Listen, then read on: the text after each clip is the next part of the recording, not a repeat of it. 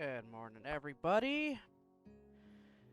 Hey, Smokey. Morning to you, too. How are you doing?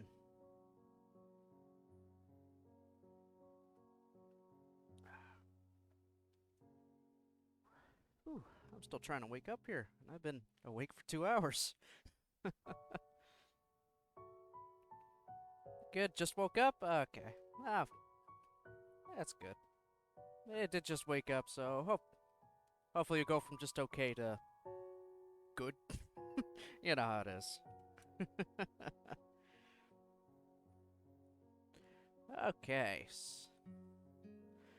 Have to wake my morning coffee. Gotta get that caffeine rush. Just to jumpstart the day.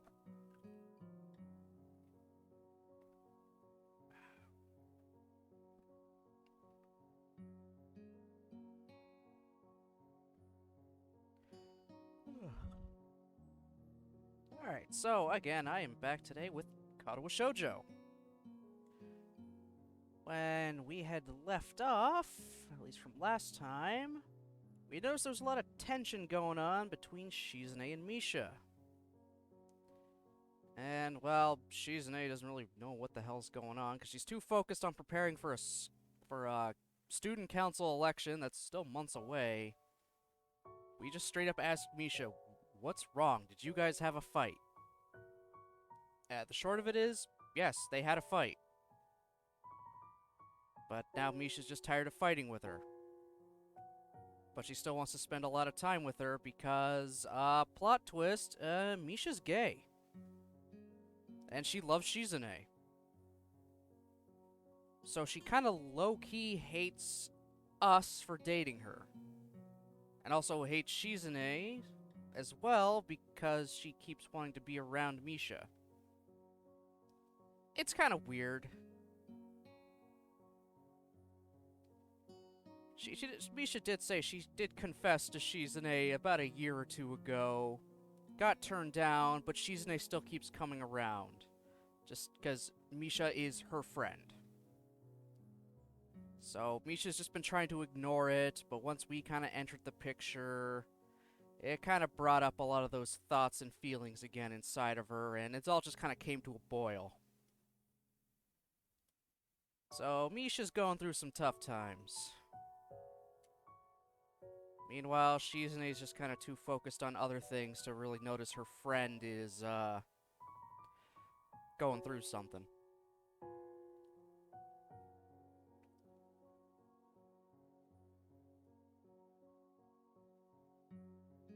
But I mean, if I go to our gallery, the last CG we got, which I actually particularly like, if I can... Of course you're near the end, aren't you? Yeah, of course you are. What the hell is it? I know I unlocked. There it is. That was like right after Bisha told us Shizune had kind of came up onto the roof, and we just kind of played it off and tried to have a normal time. I really like this damn CG, just because they're just all still friends. It's cute. I like the more intimate hold between the Shizune and Hisao, and the more friendly hold between Misha and Hisao. I like little details like that.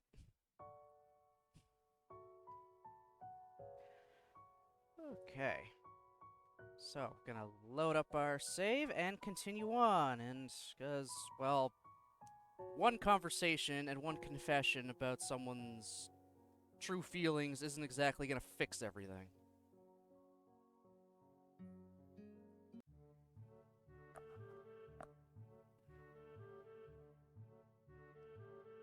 Only a day later, the weekend has already arrived. I drop a heavy stack of books on the librarian's desk, not meaning to slam them, but they weigh so much that it happens anyway. Yuko bolts out of her chair with enough force to dislodge her glasses. She barely holds on to them. Oh, hi. Sorry. I'm here to return all those books I was supposed to. That's great, but I wish you'd brought them back sooner. It wouldn't be a problem if the library had more copies of everything, but it doesn't. And they act like it's my fault. They? Other students. They can be, pretty pushy. Damn, no respect for your, for staff. Damn. Sorry. Just kinda slipped my mind. It's been a pretty rough couple of days. Oh. I suppose you don't want to talk about it. Yuko meekly turns to the task of logging all the books I've brought back as returned, treating them with extreme care and precision, like she's a bomb disposal technician rather than a librarian. Over the past couple of days, I've been thinking about something Misha said. Of course, I thought about everything she said, but one thing in particular keeps coming back. She talked about how she didn't want to miss people, or think about being apart from them anymore. When I recalled those words, they stopped me cold, like a sharp slap across the cheek. In just a few months, we'll be graduating.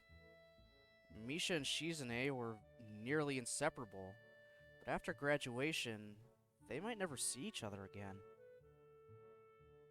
I wonder if that thought is what started all of this. If Misha were try and talk to Shizune about it, Shizune likely wouldn't think about it at all. It would sadden her, and for that reason, she would try and toss it away. For someone like Shizune, who is quick to suppress her worries, it would be easy. Do you actually know what Katawa Shoujo is, Smokey? Probably should have asked that before I got into it.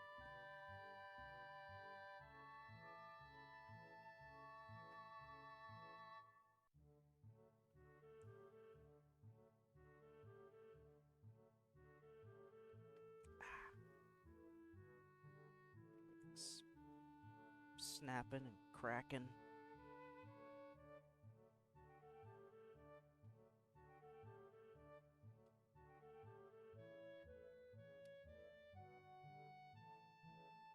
Misha turned out to be more sensitive than she seemed. It would have crushed her, even more so because Shizune's reaction can come off as pretty cold. I don't know if that's how Shizune handled it, but it seemed likely, and I can understand why she would act that way. I can also understand why Misha would be troubled by the thought of drifting away from someone who's such an important part of her. I had never thought about graduation until that moment.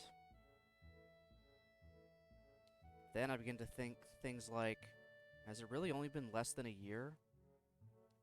I started thinking of everyone I've met. Not only Shizune and Misha, but everyone else. They were fond thoughts. Then I thought of losing them. Suddenly, I could understand Misha's anxieties. It could be nice to talk to someone about it. Actually, I kind of want to. With whom? I can sense an obvious tinge of apprehension in her voice. With you. Really? Are you sure? Why me? Because you're an adult. That's it? That's... Wincing, she fidgets a little in her seat, trying to get comfortable in a pretty uncomfortable looking way. I guess this means she's okay with it. Is it hard being an adult? Yes. I don't think I'm that old, though. It's surprising that students now, like Shizune and you, wear stuff like perfumes and cologne. I never did. I still don't use them. By the way, you're not wearing your grape cologne today. Oh, good Christ. Our stupid cover story for why it smelled like grape after we smelled like grape juice all over a book. I'm wearing grape-scented cologne.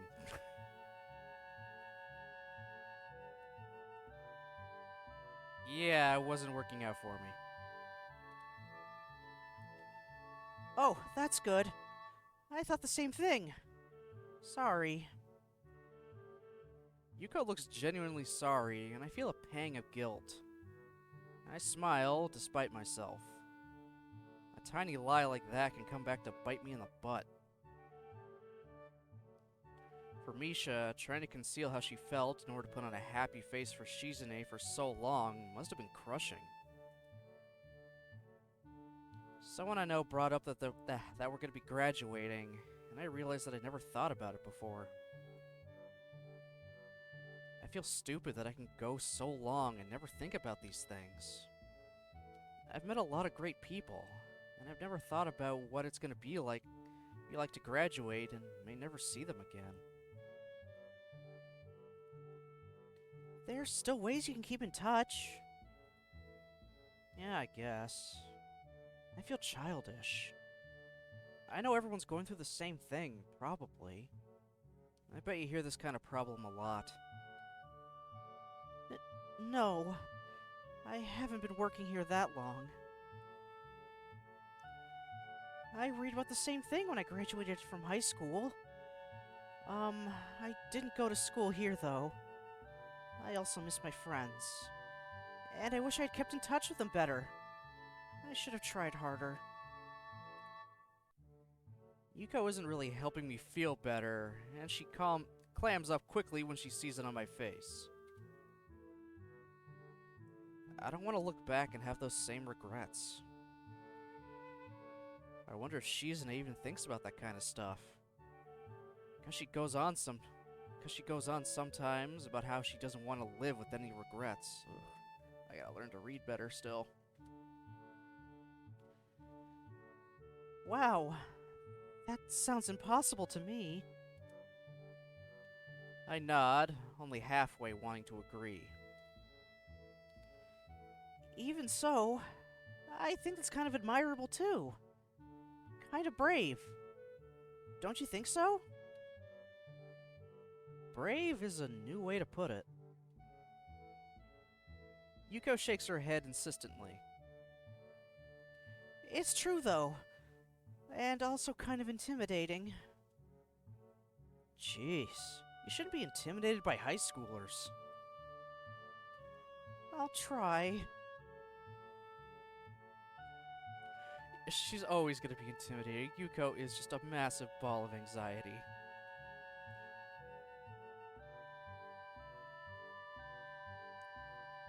She turns away to start folding a sticky note over and over. Pretty idle behavior for a university student, but more importantly, I wonder if I said the wrong thing to her. Being around Shizune for so long, I can't stop reading as much as I can into every moment of silence. If Yuko were the type of person who didn't get intimidated by high schoolers, it probably wouldn't be so easy to talk to her. It's all too easy to want to shed some negative quality of yours. When I think of everyone I know, it's those qualities that I like the best.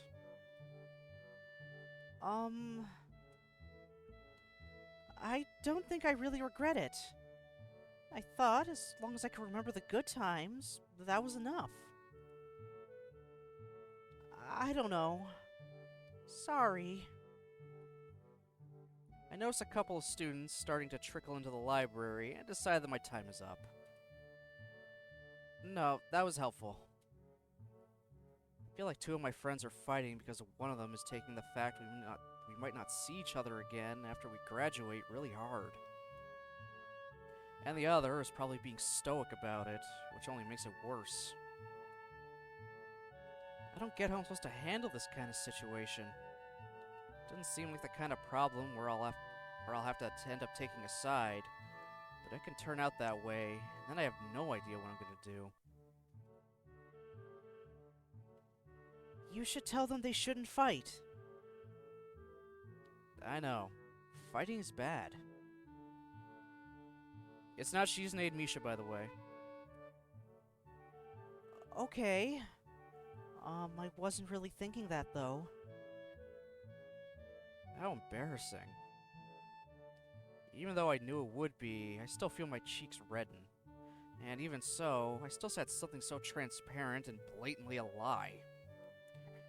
But it could be that sometimes that is the right way. Do you have any books about people who have to make hard decisions? We have a lot of self-help books. It's funny that I can find that surprising, because I wouldn't have only a few months ago. God damn, I gotta learn to read more. Better stop. Ah!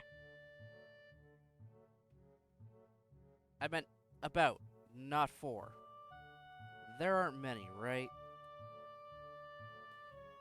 Yes. Not many, I mean. Though I feel a bit apprehensive about it, I want to talk to Shizune. I don't understand why I feel so nervous about it, and that disgusts me a little. It also motivates me to look for her right then and there, although I don't have to look very far. I mean, hard. Fuck. Damn it.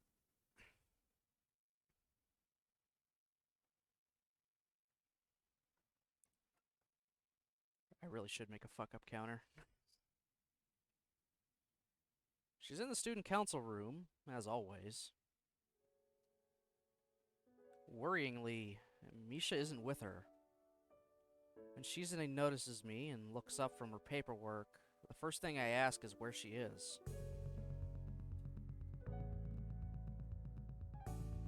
I don't know. There's so much uncertainty in her answer that I can't let it go just like that. She's missing a lot of school. Are you the attendance police? That's really strange, coming from the student council president. Shizune hides a laugh behind a cupped hand, and I start to think that I might be worrying for nothing. But then her laughter slowly fades away to a more serious and pensive expression. You're right. Yesterday. I catch the hint of a knowing smile on her face when she sees my poorly hidden panic at the word. Despite her best efforts, she can't help being satisfied in eliciting surprise from everyone else to the very end. Even then, I can see she has bigger concerns for how quickly her smile vanishes. Before either of you noticed me, I saw what you were saying. I'm not stupid. If I hadn't, I could still see through Misha while we were walking back. Even if she hadn't told me everything later. She didn't make a big deal out of it, and any way you look at it, it's my fault, isn't it? Well, what did she tell you? Shizune winces at the question, though it's clear she's been expecting it. She follows it up with a very grand gesture. A lot. Like that I can be selfish and confusing. I try too hard to bring people around me and then push them away. I didn't know what I should do. I thought she was right to mention all those things, so I just agreed with her, but that only made things worse. I don't understand. Adjusting her glasses, she looks pretty tired. I hope it isn't because she's been busy avoiding Misha, but I can't help considering the possibility, seeing where this conversation is going. It's true. Even the student council being this small, and us always being swamped with work, is my fault.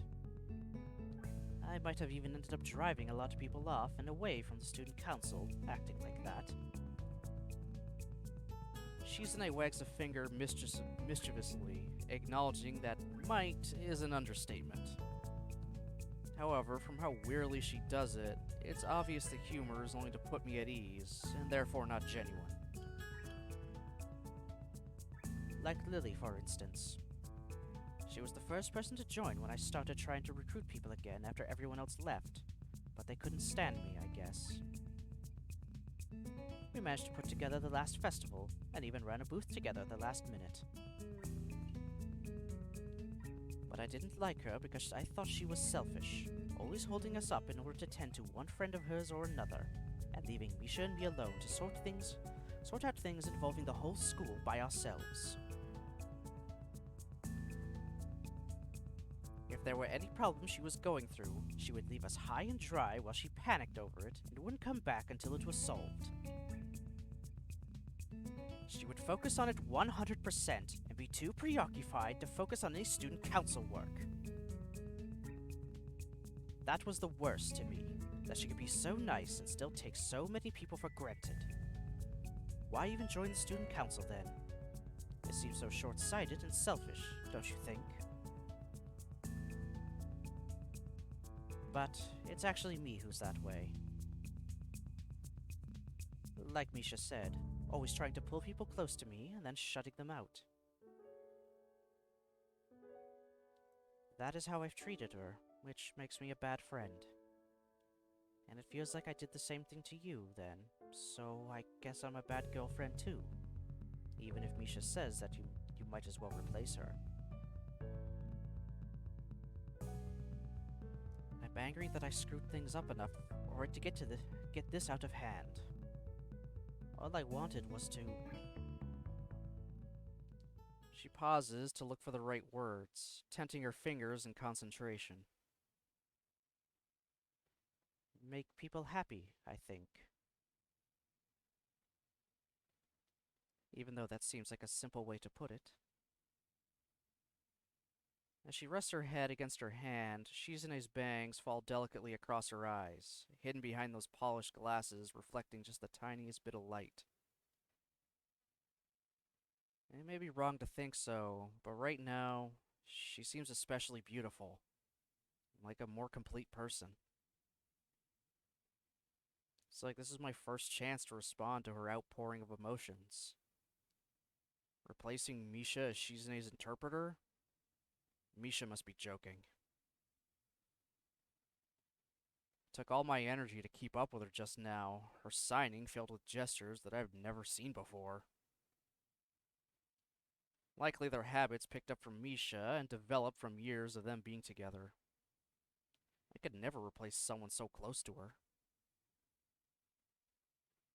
I like you because I like you, not because I got tricked into it by you. Despite how hard she tried anyway. I continued to stare back into her eyes, as sharp as ever. The first time I saw them, they had seemed a bit intimidating to me, like the eyes of a predator. That hasn't changed, which I find reassuring. I still want to make everyone happy. Starting with Misha? Shizune looks a bit annoyed that I would imply she would start with anyone else, and smiles confidently, as though a friend's sadness is a physical opponent she could just strangle into submission. Of course. Obviously. Naturally. Taking off her glasses, she leans back in her chair and lets out a sigh. It's the first time I've seen her without them on, but I don't get a good look before she slips them back on. Jesus, I gotta fucking read. Still don't know why she wears glasses, by the way. As far as we know, she has good eyesight. It's just that she's deaf.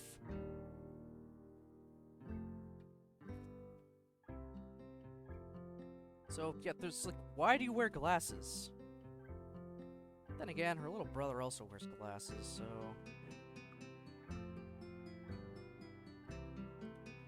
And, I mean, Lily is blind, so maybe there's some part of their family that has eye issues. And Lily just happened to get the worst of it. Maybe. I don't know. I don't know how close the genetics are with cousins.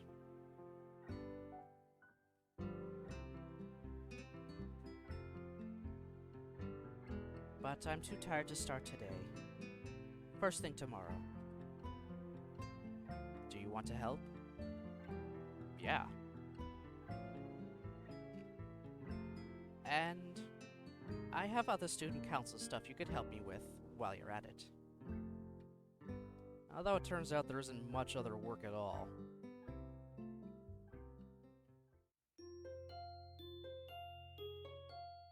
at least now Shizune's gonna actually do something about, sad Misha.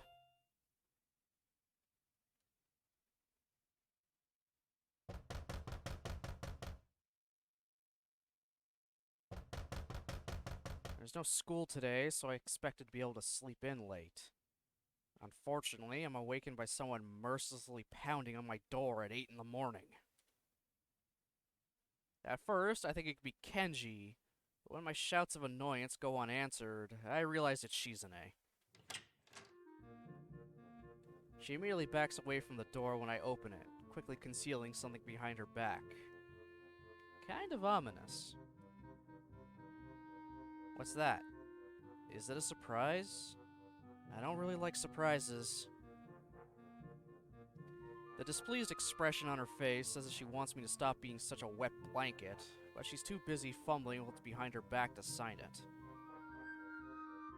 It must be frustrating for her, because seconds later, she swings the object out proudly, and also a little dangerously. Ta-da! A picnic basket. We can have lunch together. The three of us.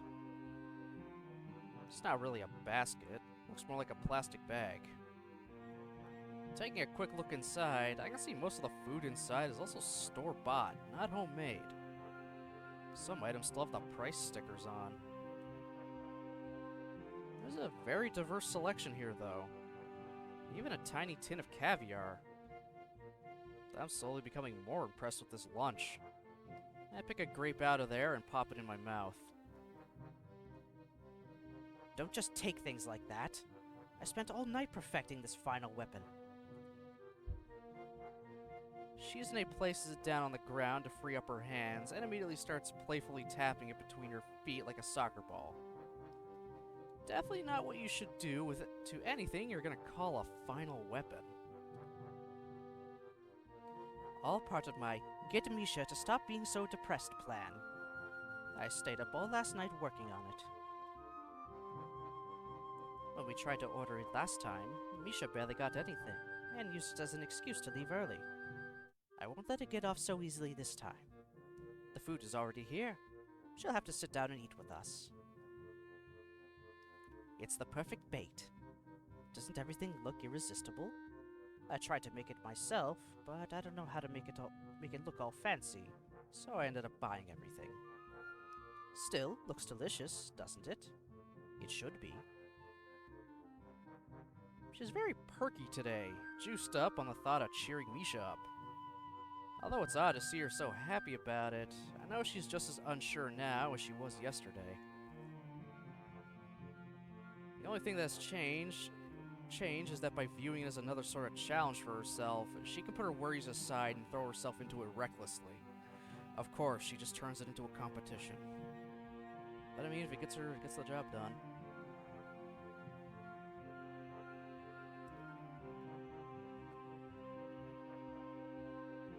It has worked well enough for Shizune so far.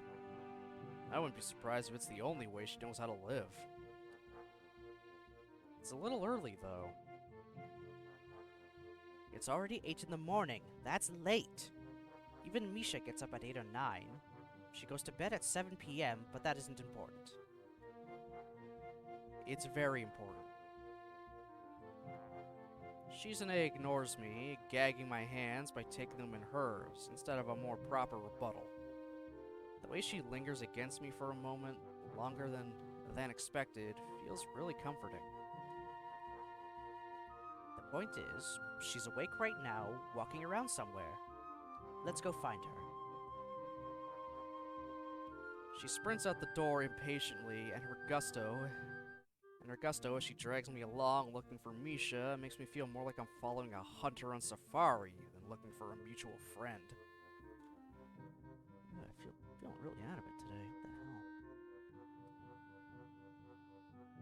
We don't have to look very hard. Even cropped short, her pink hair stands out. The fact that she's just meandering around the grounds out in the open makes it even easier. Now I'm sounding like a safari hunter. Misha! Huh?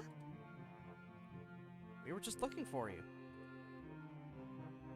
It's a good day for a picnic. You should join us. We even have caviar. Not sturgeon, of course. But real tasty. Caviar? Surgeon?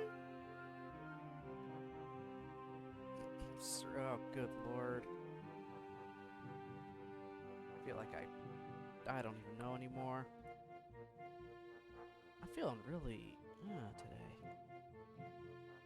I need to get more sleep at night.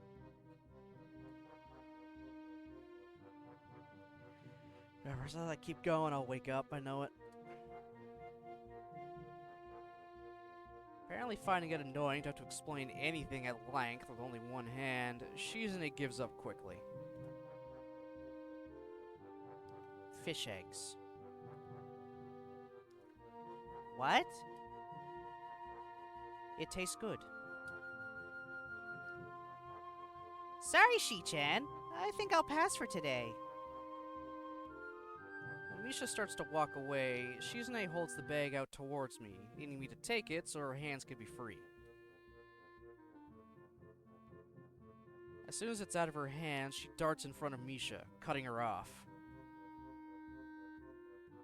I made so much food, though. Sorry, I'm just not hungry right now. Are you gonna try to guilt her now into going to this picnic? Are you really gonna try to guilt her? Shizune, come on. When are you going to be hungry, then? Shi-chan, that's impossible to know! You can guess.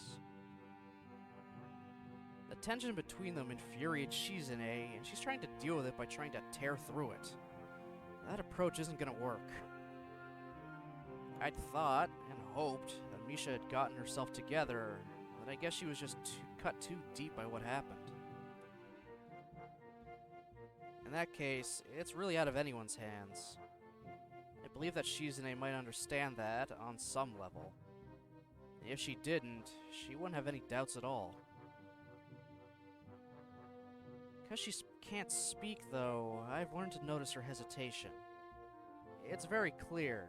She might as well be screaming. Misha waves her hands in front of her, not wanting to continue the discussion any further, and quickly slips away. Shizune fumes silently, reluctant to let go, but having no way to keep her here. As Misha's back grows smaller in the distance, I wonder where she's heading off to. Is Shizune wondering the same thing as she bites her lip in frustration? I want to touch her reassuringly on the shoulder, but I stop myself, not knowing if it's the right thing to do. Not because she looks fragile, vulnerable, or sad. It's the opposite. After a while, her expression belies no emotion at all. Only contemplation. Suddenly she whirls around. Now all this food is going to go to waste. Yeah. That makes me mad. Although it's obvious Shizune is more hurt than mad. The bag dangling from my hand feels like it's filled with lead. Let's go on a date. Let's use it then.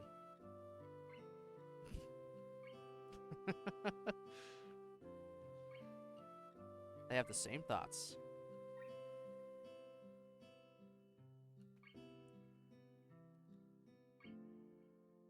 Where do you want to go? I don't know. The roof. It's my favorite spot. A wry smile appears on her face, disappearing just as quickly. On the roof, I immediately crack open the caviar, ignoring a derisive look from Shizune all the while. I end up putting it down immediately. Where are the toast points? I didn't make any. Like I told you, I bought everything. Not toast points, though. Why is that important? Anyway, they don't just sell toast points. That would be stupid. I bet they do. Maybe in stores for the exceptionally lazy, but not here. Why don't you use a tortilla chip? Or tortilla. Where's tortilla?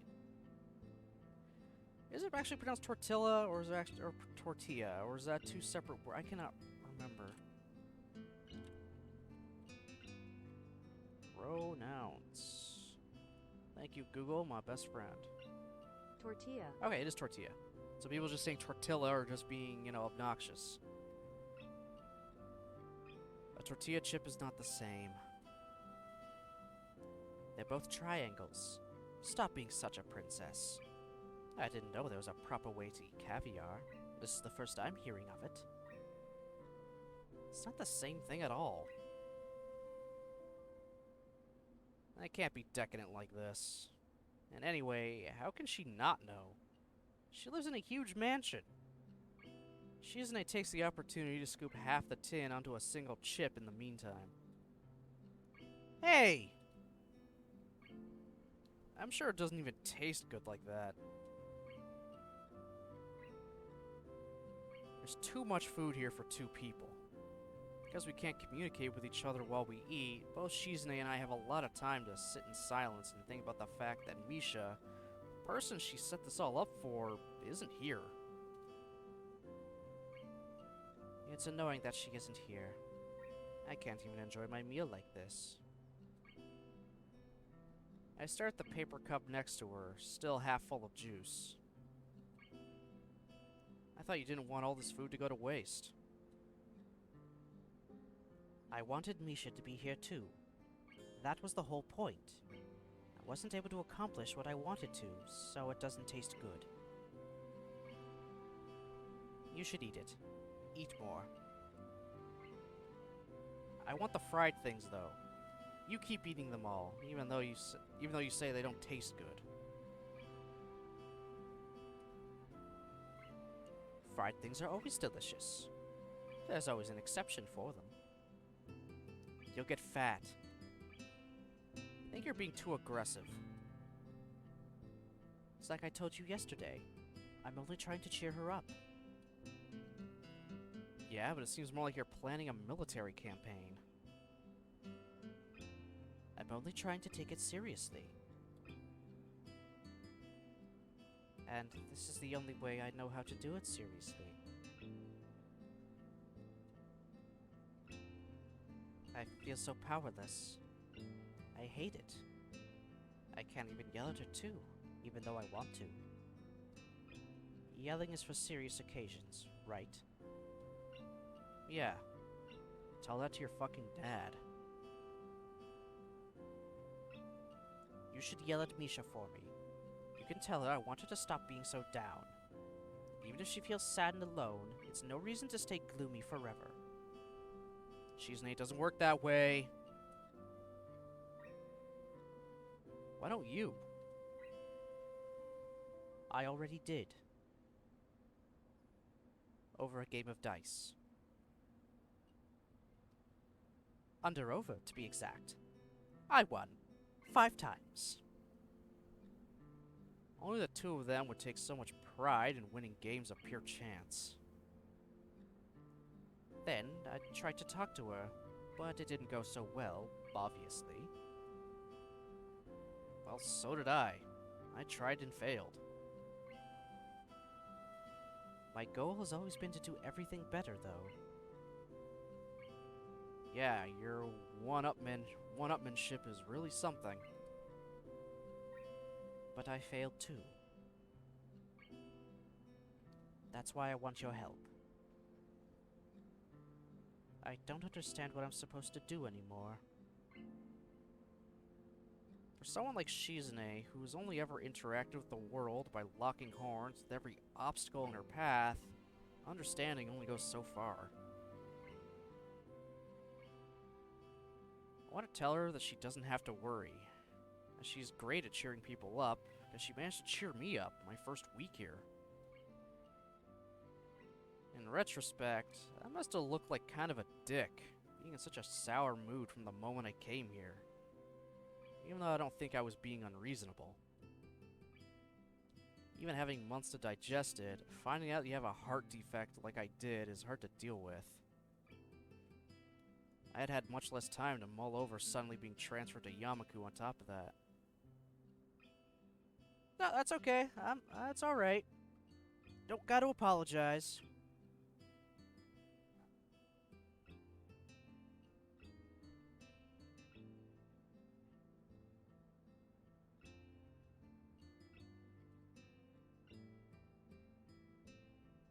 Spending the festival with Shizune really helped me out of a rut. I was happy, enough to forget that the entire time I had felt as though she were manipulating me. I understand now that I allowed myself to be manipulated. Even though I felt like I was at the bottom of the world, I still wanted to have a normal life again, I'm sure, because I enjoy what I have now. I think it must be the same for everyone, including Misha. Everyone wants someone there to pull them up out of their self-pity. It's just that Misha always wanted Shizune to be that person. But because they can't be together, I think Misha feels that she can't accept Shizune's hand. And that frustrates Shizune. But if she could cheer up a stranger like me, then she'll die trying with Misha.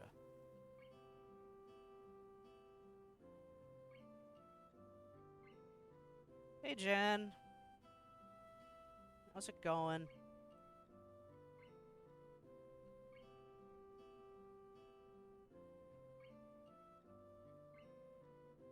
It's the metaphorical dying, not actual dying. You're good? That's good. Not yet. This is the last act, but I've, like, barely started it.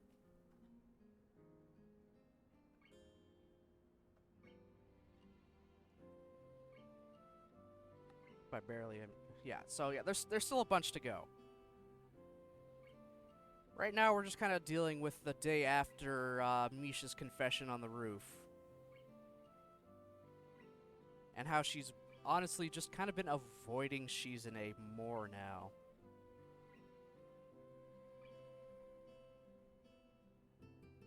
And Shizune wants her to cheer up and be happy because, well, it's Shizune. She wants her friend to be happy, but she's not exactly good at doing it tactfully. Unrequited love is hard? Yeah. Yeah, definitely would be. Definitely is. And meanwhile, we're, on the sidelines watching this happen.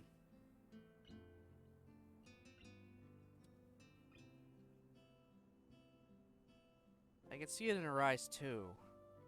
Though she tries to treat it like any other problem in her life, Shizune can't do that with Misha's depression. Her thought processes are entirely different, in some ways more careful, in some ways more reckless and frenetic. She cares that much more. I end up not saying anything. Partly because sitting next to her like this, just the two of us, is pleasant enough in itself that I don't want to interrupt the moment with a question. And partly for a more cowardly reason. I started to think that they weren't, but I don't know if her actions that day might... I don't know if her actions that day might not have been an afterthought or even a fluke, just a collection of coincidences. I don't know if that would change anything, but I'm uncomfortable thinking about it. The fence behind me trembles slightly, and I turn to see that it's because Shizune has fallen asleep leaning against it. Considering she was up all night, it's not surprising. Where does all that motivation come from? Not just in regards to Shizune. Misha, shit. I cannot read. Even more. I've now just totally mixed up two completely different names.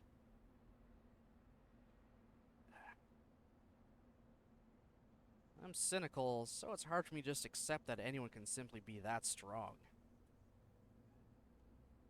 My first thought is that maybe it's because she hates herself. And it's very plausible. Leaning against her, I feel sad knowing that might be the case. But it could be that we're similar and that we both want to be better people.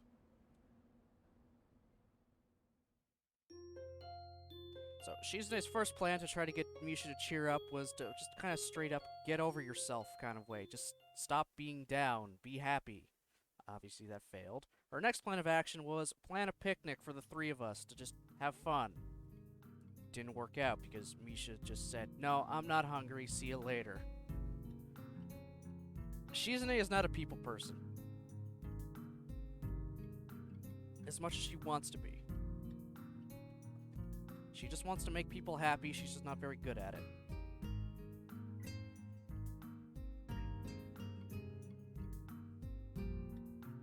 Seems like I ate too much yesterday, because I wake up in the morning feeling just nauseous enough for it to be a problem. I really can't postpone going to town for shopping, though. So despite wanting to roll over and sleep it away, I force myself to get up and dress instead. Somewhere between buying toothpaste and a few other groceries, I end up walking it off. Then I feel hungry. After stopping for breakfast, it hits me how much time has gone by. I hadn't expected to be out this long at all. I'm not even sure if I bothered to lock my door. I should really get back. Hideaki, what the hell are you doing here? I get back to the dorm, I see Hideaki standing in front of my room from the entrance. I can think of a few things more unexpected, but I can't help thinking I might have a heart attack just from the surprise. Fortunately, it doesn't happen. As soon as he sees me, he says hello in his usual detached way. I'm a little slow to reply to him, so he repeats the greeting without missing a beat. Hello. Is something wrong? I'm just surprised to see you here. Not as surprised as I could have been, since it's impossible to mistake him for anyone else. I'd recognize those weird clothes anywhere. Come to think of it, I've really surrounded myself with distinctive-looking people lately. Hideaki's head lolls slightly to one side, a little too easily. Why? Is it unnatural to see someone's family come to see them? Well, yeah, actually. So, Hideaki isn't such a robot after all.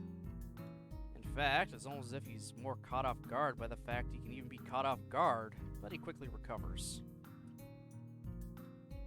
Nevertheless, in that brief moment, he looks his age. That uncomfortable side of his seems like the most honest, and I wouldn't mind seeing more of it. Ugh, goddammit. I need to sleep more.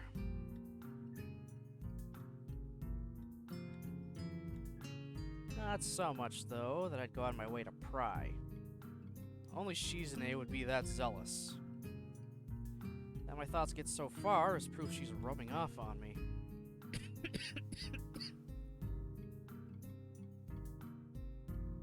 I'd think you'd have a reason, that's all. There is one. See? Anyway, we can talk what we're looking for. That's why you're here, right? Shizune's in the student council room. I was looking for you. We might take a trip soon. A family trip. Do you think she would want to come with us? Yeah, I don't know. She's kind of been on a warpath lately with a lot of stuff. And once she's focused on something, she won't drop it. I guess you would know that.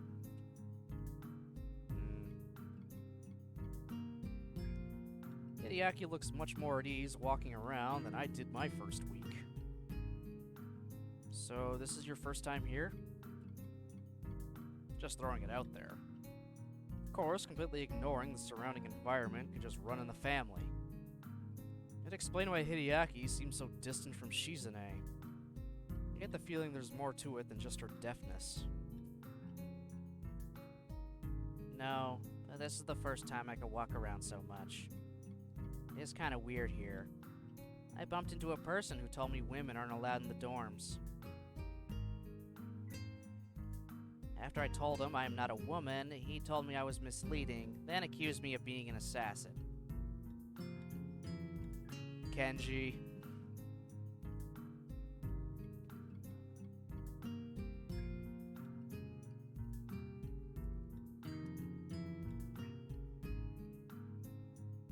I was warned that he was not only invincible, but strong enough to probably destroy the building with a punch, or at least knock over the painting hanging in the hallway. By the way, that painting is actually screwed to the wall. Yeah, that's the guy across the hall from me. He's okay. I see. Oh, you left your door open. It was unlocked when I came here. I'm a little annoyed that Hideaki knows that. The only way he could is if he had opened my door. But the feeling passes. It doesn't matter. I have nothing to hide or steal. Your soccer ball is really nice. This motherfucker rummaged through my goddamn room. That's one of the things that doesn't matter. If you're a soccer player, a soccer ball is very important. I guess it is. That thought makes me smile. I'm here because my father bought a new phone and he wanted to update Shizune in case she needs to call him. I thought that you should know too, since you're her boyfriend, aren't you? Yeah. Why?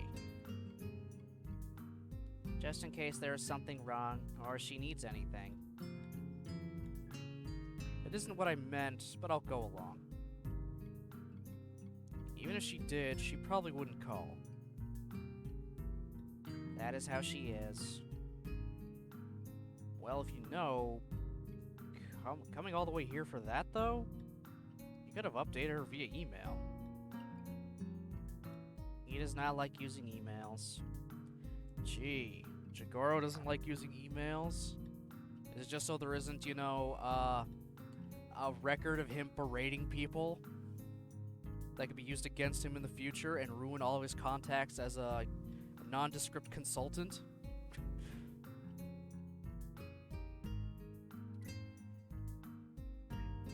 It's so old-fashioned. Don't tell me he still does business through regular mail or something. Silence. Now it's my turn to feel awkward. Is Hideaki taking it literally, or did I hit the mark?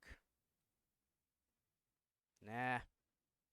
I'm sure that what it really comes down to is that he does want to see his daughter and stay in contact with her.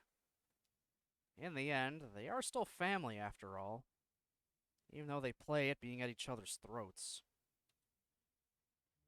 Ah, fucking Jigoro.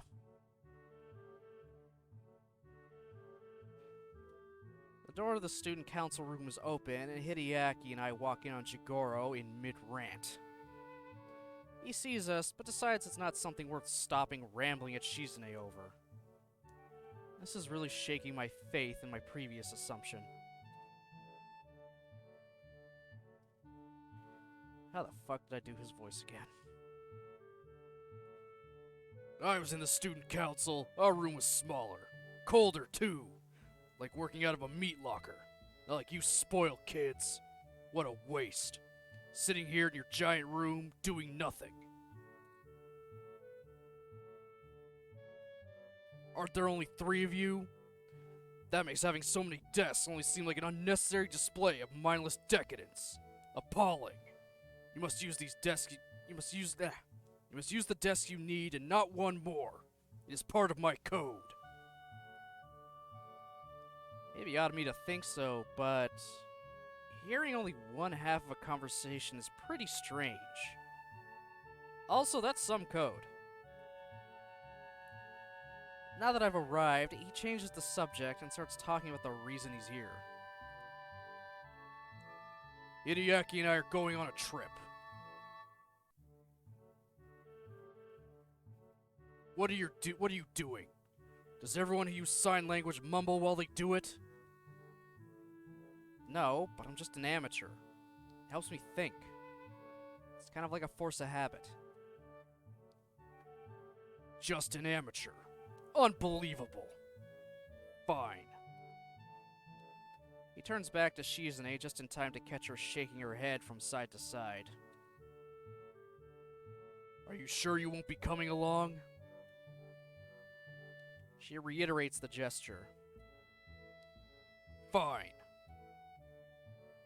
Can you tell her to call me if she needs anything? Yes.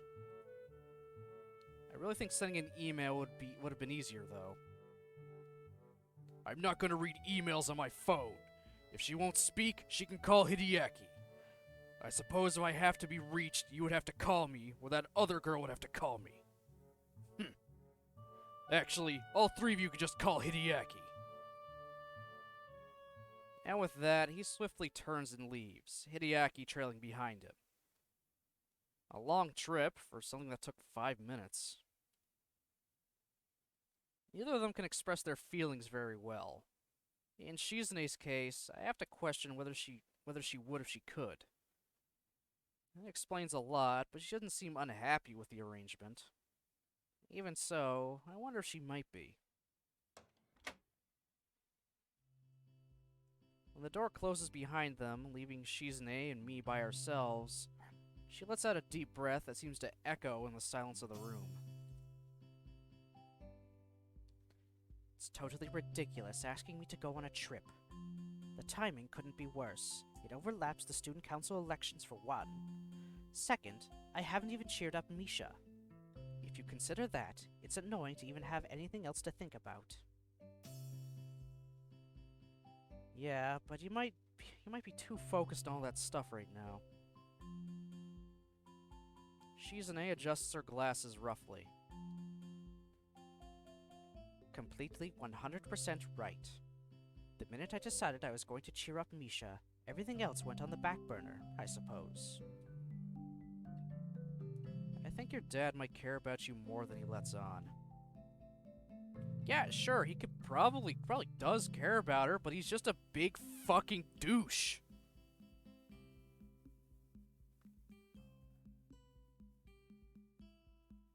Always threatening to beat the crap out of me.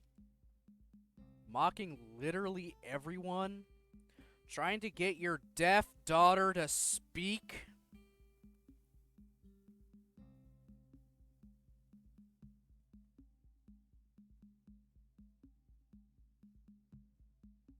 Fuck Jigoro.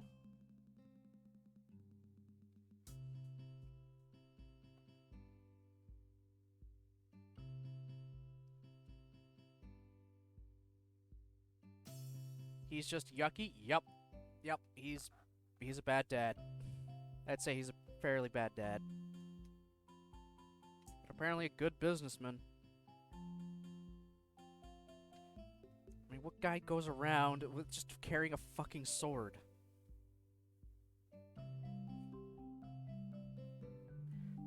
Age of 46, I'm writing an autobiography about my life. Ugh.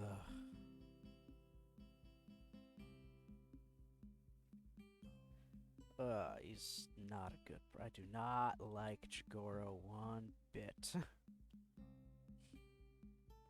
again, like, no one does. No one likes Jigoro. He's made to be an asshole you don't like.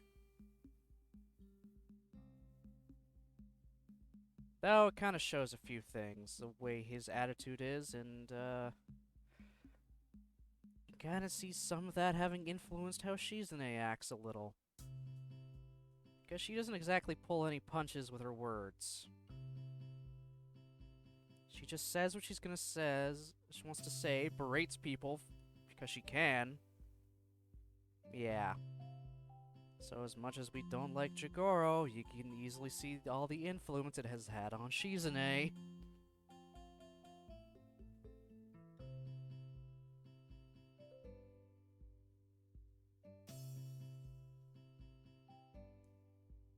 I know. So then it could be a good idea. No. And then again, more firmly, as if for the both of us. No. After coming this far, I can't take a break. A vacation would be jarring. It would be like waking up in a different life. Yesterday was like my vacation. So now we have to go all in. I'm sorry, but it's just how I am. I remember what Yuko said, that she found Shizune brave in a kind of way. I think I understand what she meant, and I have to agree.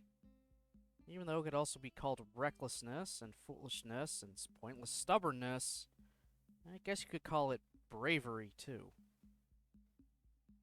However, I can see that there's a fundamental flaw in Shizune's thinking that I hadn't noticed until now. I'm sure that Shizune has reflected longer and more arduously than I could about where she messed up to create such a bad situation between her and Misha. However, as typical for her, she wouldn't let it hold her back and immediately set out to fix the problem. This completely ignores a large part of the problem, Misha herself.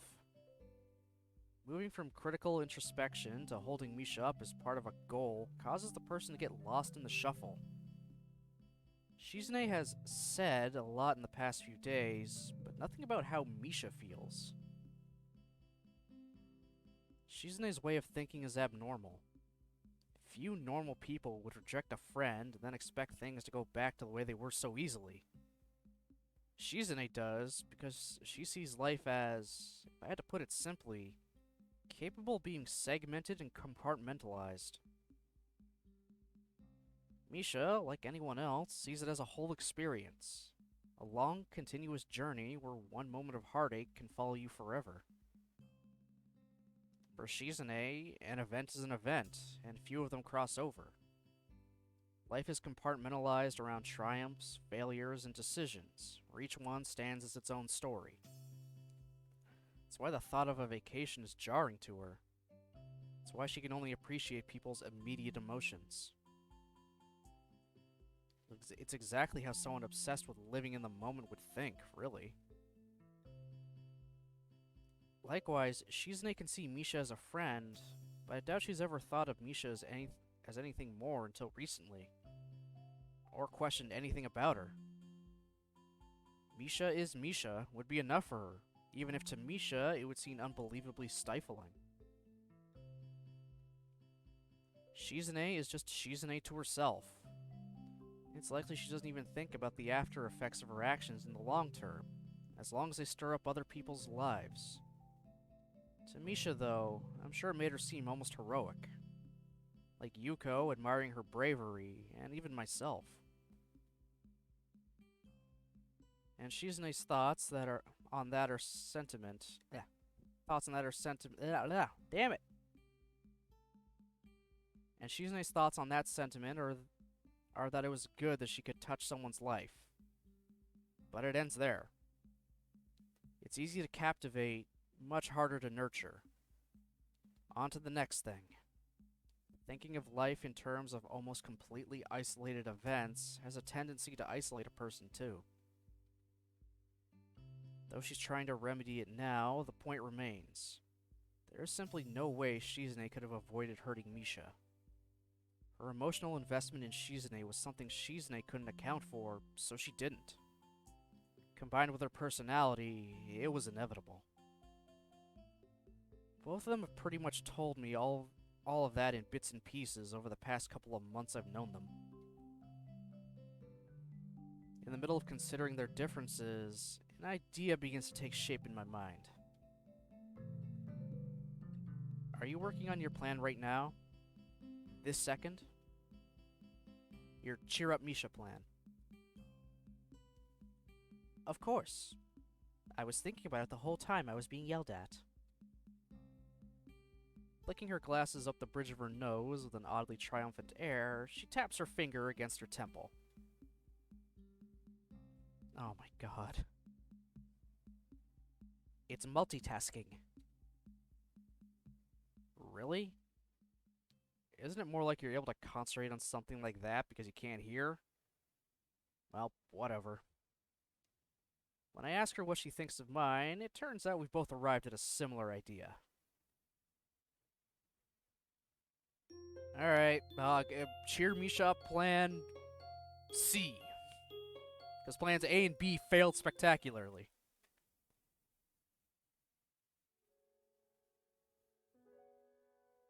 Though it makes me kind of uneasy. Since we're talking about about a human being, the first step is to corner Misha. Though the situation is a little too much like something out of a cop drama for me, it comes to this because talking to her normally is proving to be near impossible. But we do have classes together. Even the very first class of the day. Although it takes a while for the announcement to come, the second I hear we're going to be working in groups today, Shizune and I try to make sure Misha is in ours. You know, I think Muto assigns a suspiciously large amount of group work and self-study. Don't you think so? He really does! All throughout Act 1, it's like, alright, get into groups and do work. I'm gonna sit at my desk and read a science journal. It's like, how much work can possibly be group work in a classroom setting? Like, realistically.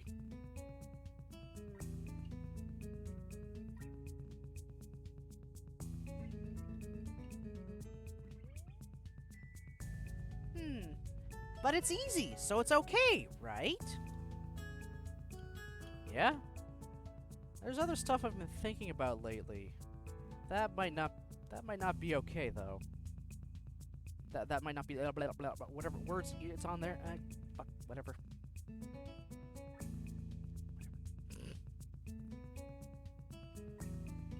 Misha nods after each sentence, then brushes it all aside.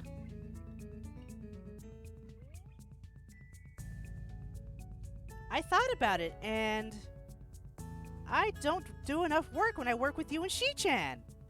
So I'm gonna try harder today. So, don't distract me, He-chan. I have to stay focused. That was an annoyingly transparent dodge.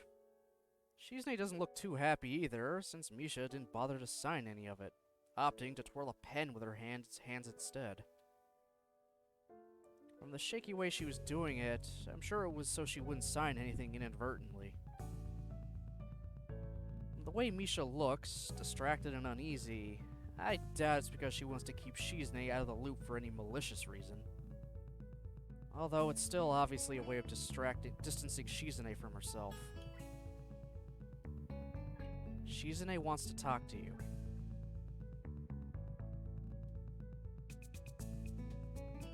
Can it wait until later, He-chan?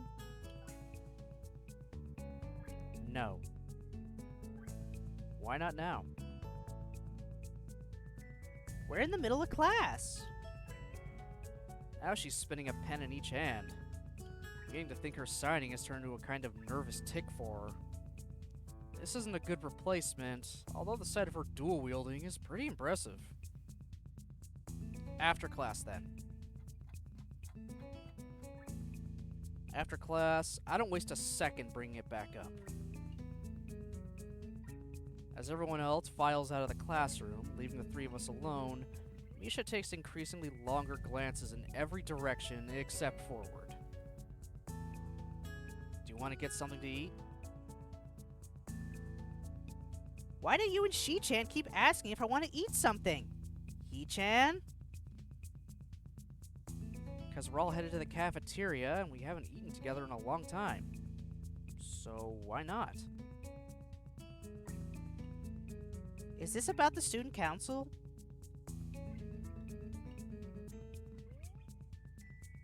Taking Shizune's lack of a reply as admission, Misha sighs. Shi-chan, is that all you ever think about? Before Shizune can reply, she leaves. I have to say, I'm not left feeling very confident after what just happened. Neither of us were expecting it to go smoothly, but it would have been nice. Reading my mind, Shizune curls a finger around her glasses for a while before signing.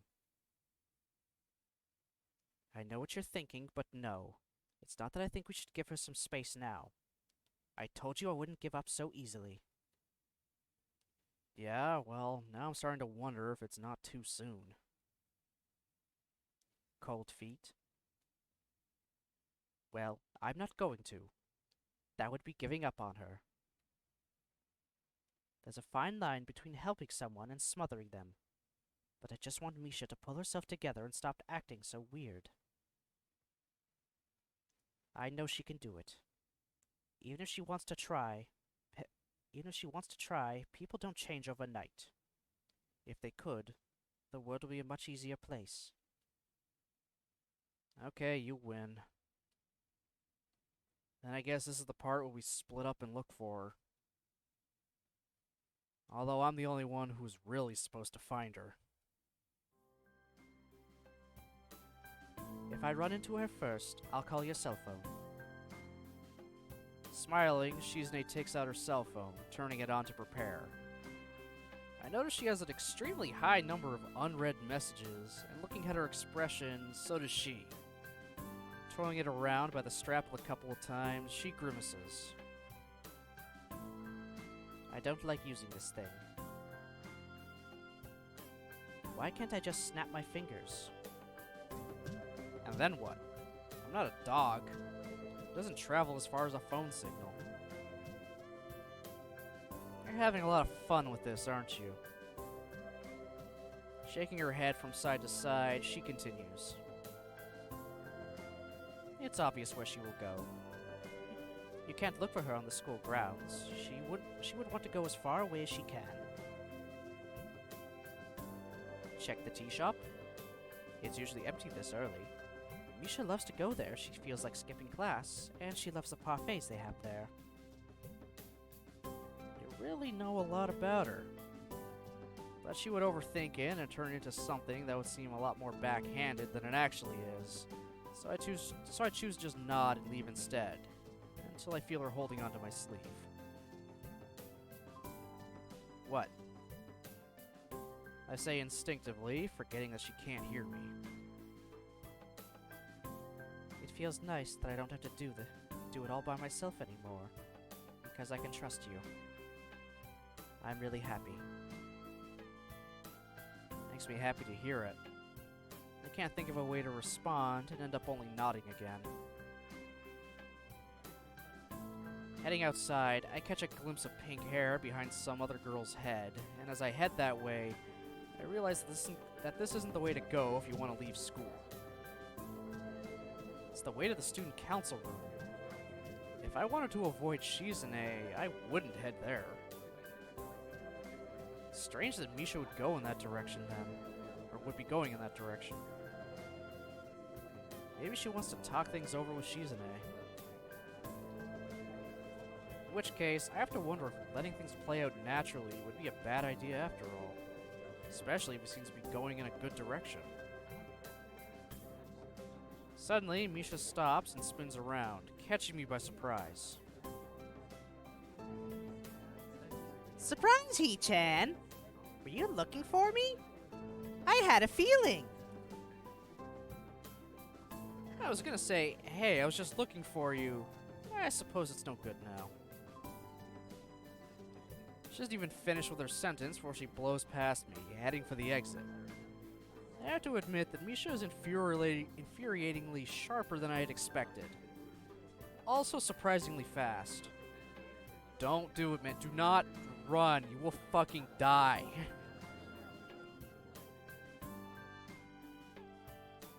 Although it's more physical activity than I think I should be getting, I managed to catch up with her halfway to the gate. Really being the rudest woman in the world right now. Can you just stop trying to run away for 1 second? I want to talk to you.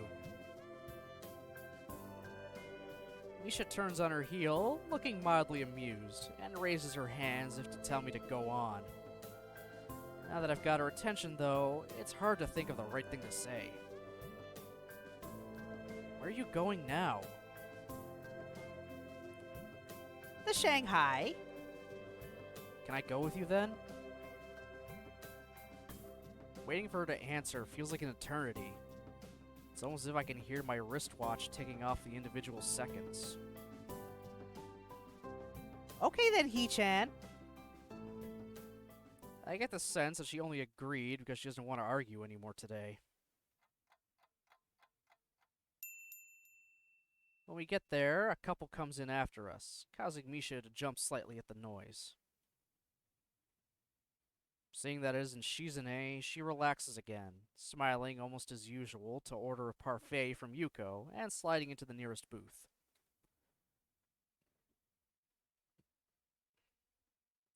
It ran off too fast. Could have at least waited to see what she was going to say. Misha's angry reaction tells me it could be that she was afraid of what Shizune might say. Why are you bothering to do this, He-chan? Because Shizune still wants to be your friend. Guess that for her, it's kind of like launching a nuclear missile from a submarine. You need 2 keys to do it. Okay. What else can she do, though? She isn't automatically signing whatever she hears or says anymore, and I'm sure that is the reason Shizune's been having so much trouble with her. If she tried to just talk it over, you wouldn't listen. Misha's guilty expression tells me I've hit the mark.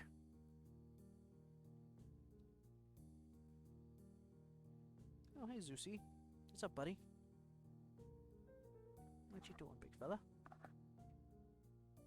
What are you doing, big guy? Come to hang out?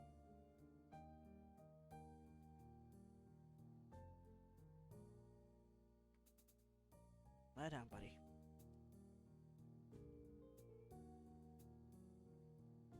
Do you really hate Shizune that much? No, He-chan. I told you that. She answers without even flinching, idly playing with a spoon. Yeah, I know. I'm sure she knows it too, but I wonder if it might be easier if you did. The only thing she's really thought about for the last week is how to make you happy. Since Shizune's still attached to you. Yesterday, though, she thought that maybe it'd be easiest for you if you just hated her. Since you didn't tell her that you hate her, Shizune thinks that the both of you can still be friends. She's like that, only thinking in extremes. Her parfait is starting to melt, the ingredients coming together in tiny rivers that remind me of the growing roots of a tree being shown through time-lapse photography. That's stupid. She-chan isn't that stupid, He-chan. Don't be ridiculous. It's got nothing to do with intelligence. Smart people can do stupid things. And anyway, isn't it true? I was terrified last week when we talked, but at the end, I was relieved because it sounded like things might go back to normal. I wasn't expecting you two to have a fight right after. It wasn't a fight, He-chan. It was just me yelling at her. I've noticed that Misha's voice never really changes in tone, just volume. It's so low with guilt that I can hardly believe it came from her. Either way, I was happy because I thought you and her could still be friends, since she needs you. No, she doesn't, He-chan. So? How do you know that? There's a lot of things Shizune doesn't vocalize, say, talk about. I'm afraid if I say the wrong thing, it'll ruin the mood. You get to finally have a conversation with her and I don't want to screw it up. Wonder if this is the first time she's had an honest conversation with me. Just because she didn't tell you doesn't mean she doesn't like you. That doesn't make sense. Yes, it does. Otherwise, she would argue back. Insert wahaha here. You don't think so? She picks a fight with everyone, so why not you? Obviously, because you're her friend, she values you. And Shizune's hurt too. She's just awful at showing her feelings. Usually does it in the wrong way, too. But she still likes you. Ichan, do you remember when I said I didn't want to hate Shi-chan or upset her? The truth is, I ended up doing both. Now it's like there's an awkwardness between us. It's hard to explain. Both of you were so stubborn. You're talking about how you didn't want to drift apart from Shizune, but then you're gonna let it happen. Shizune is just as bad. She wants to be your friend, but respects you too much to be as aggressive as she'd be with anyone else. And I'm sure that Misha interprets Shizune giving her space as a lack of caring. I screwed up already, He-chan. It'll happen again, I'm sure. When I think about it that way, I don't know what I'm supposed to do. It feels like either way, I'll end up making things worse. Then it might be better if I didn't do anything at all, right? Don't be ridiculous. Why would you even think that in the first place? Be more positive. It should be easy for you, I want to say, but that would be presumptuous. He-chan, I never knew you were so optimistic. I never expected it.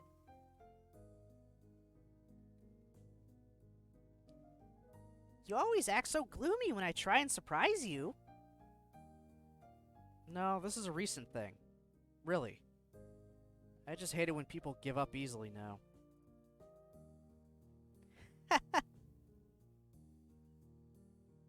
Now, huh? Makes me mad when people give up. I used to think that giving up was kind of like running away, since that's how people always describe it. But now that I think about it, it's usually more like throwing something away. When you run away from something, you can think of it as still being there. So I was in the hospital, and I didn't just want to run away from my problems. I wanted to never think about them again. Misha eats a spoonful of her gray ice cream goo. Did she only just remember it was there, or could it be that she likes it that way? Anyway, my point is, you can't do that. People are too sentimental to just throw their memories out like that. It's impossible. Shizune can't think of a life in terms of anything but winning and losing. Don't you think she wishes she didn't have to remember the parts where she loses? You can't pick and choose, though. That's like wanting to live in a bubble. The worst part is, your way of thinking is so wasteful. It's making you so pessimistic you're afraid of everything. Come on. I grab her hand as I wave Yuko over with the other to pay for our food. Where are we going now? Back to school, before lunch is over. But I want to check out a few places before then. Although I start feeling tired even after doing what can be described as on the level of a brisk jog at best, Misha and I eventually make it to the gate of the school with a little over 10 minutes to spare. I didn't even really want to come to this school, you know. I didn't have a choice. When I got to this gate, I'm sure a part of me was thinking, what a depressing place. Doesn't look depressing at all, though. Well, I still thought I had everything figured out. I felt practically like another person. If I could, I'd go back and tell myself to stop thinking he can write everything off at a glance, and acting like his life is already over, and he could never have fun again. school grounds are still littered with quite a few people. It's lunchtime, so it's typical. This is where you and Shizune had me helping you put together 2 festivals. What a lot of hard work. I thought, I don't have time for this. When I look back on it, though, I didn't do all that much. I also didn't have anything better to do. I'd have just spent my time alone. I drag her to our homeroom next, which is empty except for Muto trying to eat a sandwich before classes resume. Every time I thought of either of you, I wish you'd leave me alone. Whether it was here or... Leaving Muto to his lunch, we head for the nearby vending machine, and I grab a soda while I still have 5 minutes to drink it. I spent an entire lunch period with Misha, longer than most Shizune and I have managed to find to talk to her in days. Following me to the cafeteria, or trying to corner me after my classes. I never realized we only talked like 4 times. It really was all in my head. I only barely realized it now. I remember that, He-chan. But I know where all these places are too. Wait, let me finish my guided tour. Since we're running out of time. By the way, do you want a soda? Making our way to the stairwell, I'm glad I don't have to pull her by the hand anymore. You get dizzy on stairs, right? Yeah. I guess just here's good enough then. I lean against the wall as Misha sits down on the steps across from me. Do you ever miss the people you went to school with in elementary school or middle school? No. That was fast. She didn't even have to think about it. I find myself cringing reflexively. I had more friends in my old school, but I don't talk to them anymore. It almost feels like that was another lifetime ago. Which is sad, really. Sometimes I want to talk to them again, but I know I can't. I'm scared and embarrassed, things like that. They're too far away for me to go see them. And when I think about calling them, but I don't know most of their numbers. And I left on a sour note. So why would they want to see me again? Feels like I should just forget about it, but I still think about it anyway, and regret that I didn't try harder to stay in touch somehow. And I start to think that maybe feeling like I should forget about it is wrong. It would be an insult to all those people I had fun with, and a waste of all the good times. Like I said before, even if there are some bad times too, it's alright if you can look back on them as happy memories. But I didn't even think about it then. So it was like I woke up one day and realized I had no friends. I just let myself lose all my friends, and it felt awful. I'd really hate it if you and Shizune ended up the same way. That's all. That's all. Makes me sad to think you'll do the same thing and push away your friend. Especially because you're not far away from Shizune. I mean, you even live in the same dorm. Friend? Aren't you my friend too, He-chan? Yeah. You slept through all of it, but the fireworks were really nice way back at the festival. My first time seeing fireworks like that. And my first time really seeing the sky in a while. And I'd never really looked at the stars before then either. I had thumbed through a book about them while I was in the hospital, though, and learned a lot. Like, the stars aren't just burning.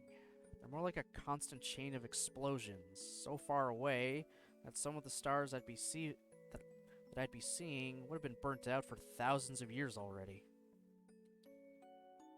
It's like their light would only just be reaching Earth. I saw a mock-up comparing the size of a planet to our sun, and then to other suns. Japan wasn't even visible on the tiny Earth in that book. You know what I'd never realized? She looks at me expectantly. They're amazingly shiny.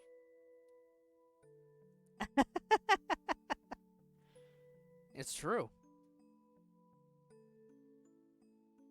Why are you doing this, Hee-chan?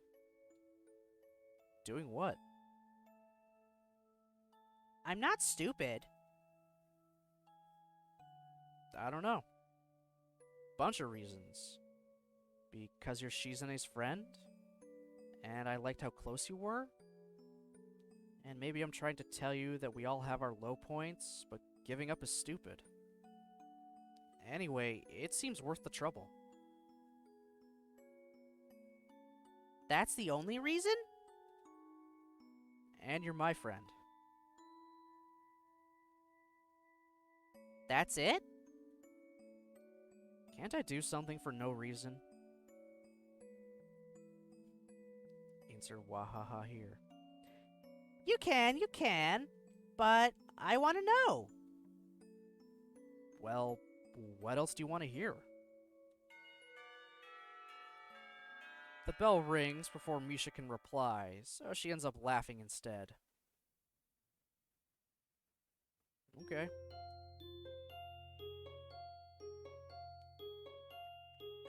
Charge my phone because it's starting to die.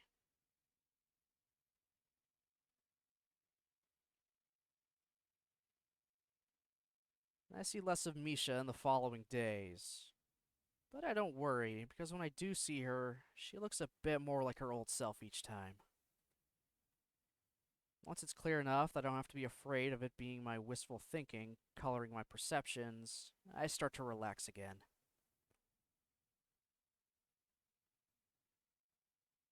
I wake up very early and feeling sick on Sunday.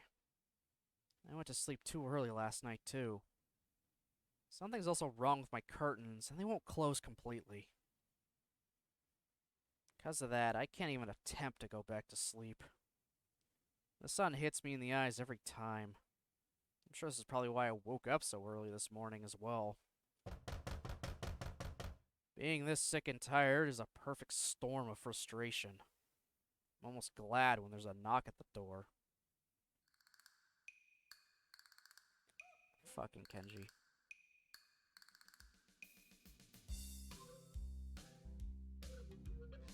It's a familiar person holding an almost completely eaten apple in his hand. Taking one last bite, he attempts to shoot it into my trash can and misses completely. And that smashes apart on the wall 2 meters too high. Kenji, fuck you. I had apple chunks on my wall now, you piece of shit. This garbage can is on the floor. How the fuck do you aim 2 meters high?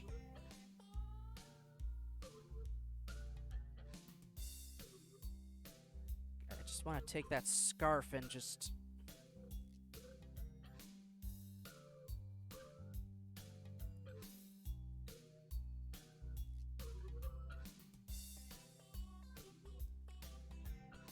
To be fair, most of the pieces afterwards do manage to fall into the trash can, but I'm pretty sure no one is so brazen that they would be aiming to do something like this on purpose.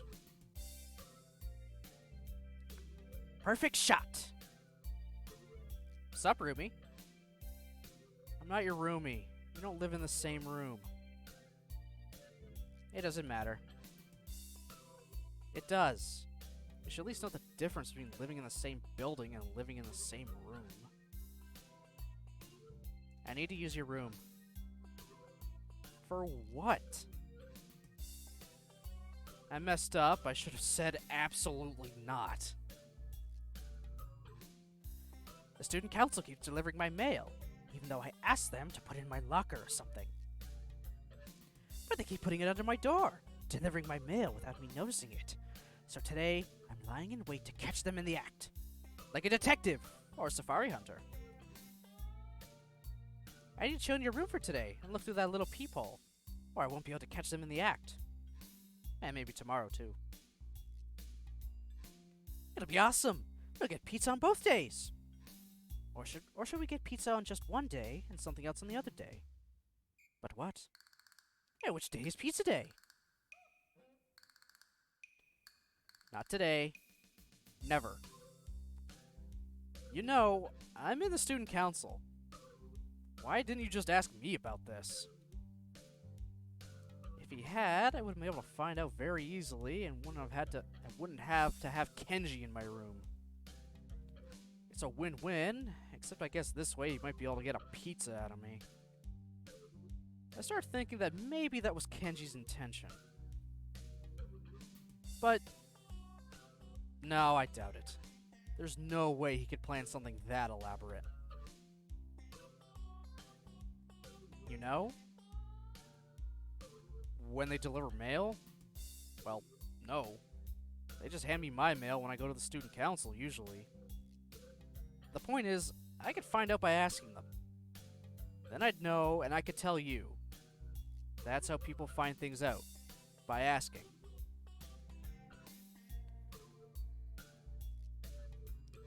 Not caveman. Ah, yeah. No response to that, right? Checkmate. What the fuck?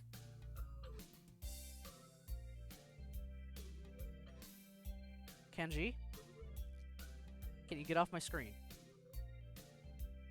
Can you get off the screen? I'm so tired of you. I'm so tired of Kenji now. He showed up way too often in this fucking route. I'm getting tired of him. Get your off-brand Harry Potter ass out of my sight, please. Use your own peephole. Wait, he isn't your best boy? No! Hell nah!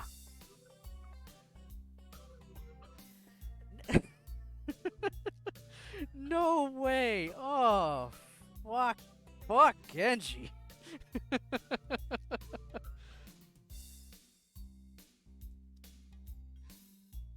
I would almost take Jigoro over Kenji. Almost.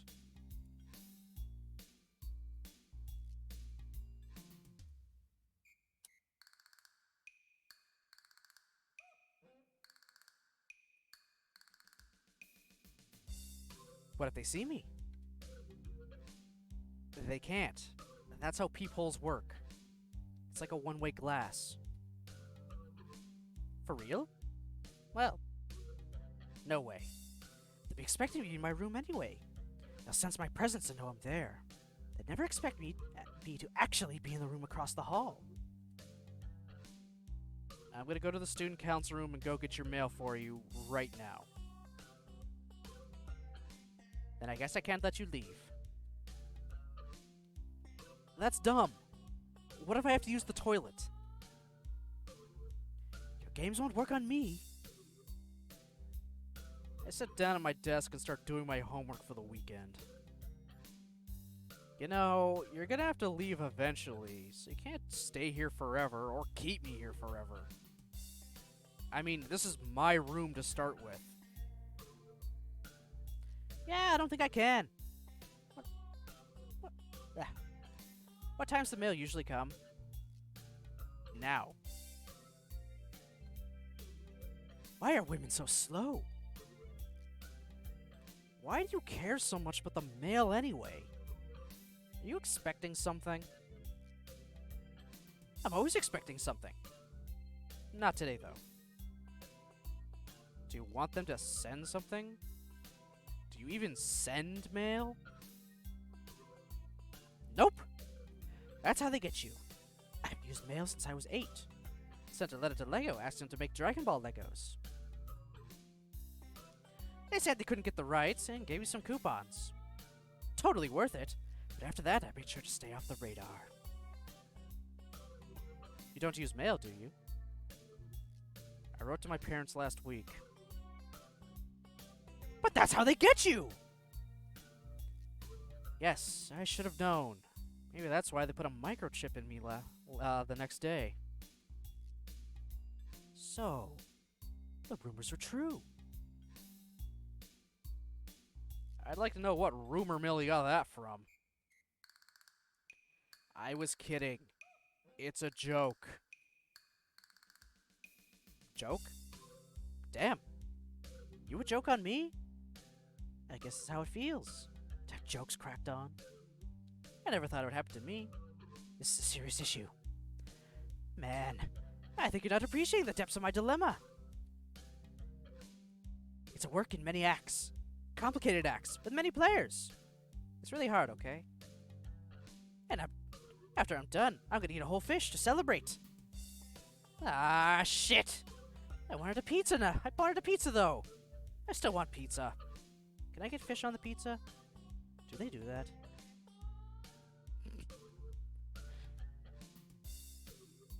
You're gonna be paying for it. You still haven't paid me back, and I'm not hungry right now anyway. Not in the mood for pizza? That's just not possible, son. It's gotta be pizza anyway. I'm in the pizza stage of my life. Before, I was in an ice cream stage. But my girlfriend kept eating all the strawberry out of my Neapolitan. It probably happened to you, too. You're still left with chocolate and vanilla, bud. Also, how oddly specific, only eating the strawberry out of the Neapolitan. Just buy strawberry ice cream then.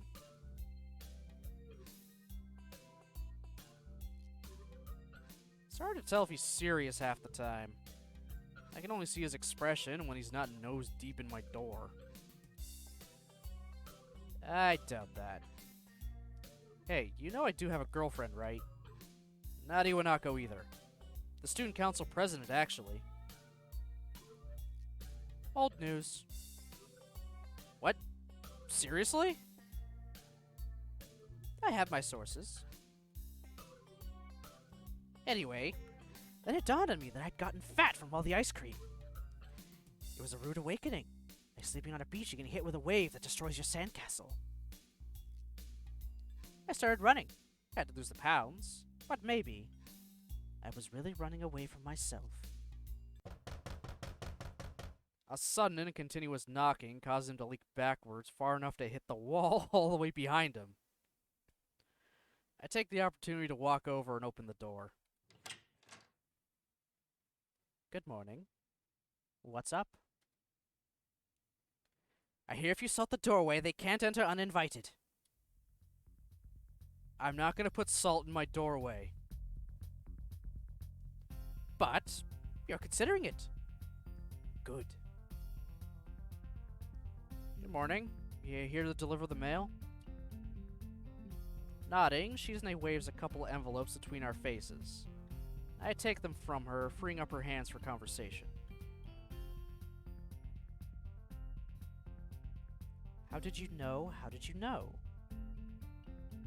You were hiding it behind your back in a really obvious way. Hiding what? The mail. It's okay. I wasn't trying very hard to hide it in the first place. That's not like you. You're the type of person who'd go, anything worth trying is worth trying hard. Girls taking initiative? And what about me? I've been using that phrase for years. Where's my parade, dog? I spit literary gold and you women just steal it and wear it out like a 2-for-1 sundress. You're all like the Picard to my Kirk. Or you could even be my Janeway.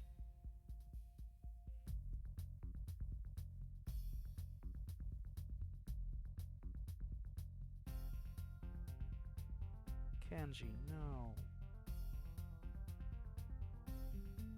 Kirk is also kind of a terrible captain in retrospect. He just kind of did things.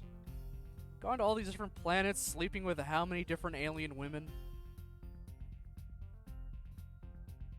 Always breaking the rules when he felt like he had to break the rules. Or because he wanted to. Picard is a much better captain. Janeway's an even better captain. Literally an entire fucking like galaxy away, no support, and she managed to bring pretty much her whole crew home. After years of being isolated in unknown territory. Janeway's a better captain than Kirk could ever be. Or ever was. And Picard is just Picard.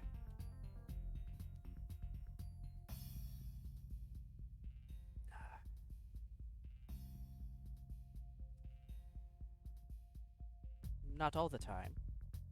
Are you making fun of me? Finally noticing Kenji, she gives him a wave. Hey, Kenji. Student Council President says hi. Hi. Introduce me. I have no idea what he's saying, but it looks confident. Oh yes, no one is better at saying that kind of stuff confidently. I already did. I haven't introduced you by title. This is Kenji. He's the guy across the hall. His room's right behind you. Anyway, do you have his mail too? I'm only delivering your mail because it was there. I have early access. It's all about location. Consider it a perk of being in the student council. That doesn't sound very fair. She takes a lot of liberties with her position. At least they're small ones. This is the first time I've really been able to see your room. It's a blatant lie, or she'd have signed it much faster. I'm sure Shizune remembers that it's not the first time. Why does he get to see your room and I can't? Is it a guy thing? It's not a secret club being a guy. It should be! With rings. Rings with big-ass emblems. And gold! Are you sure? Are you really sure?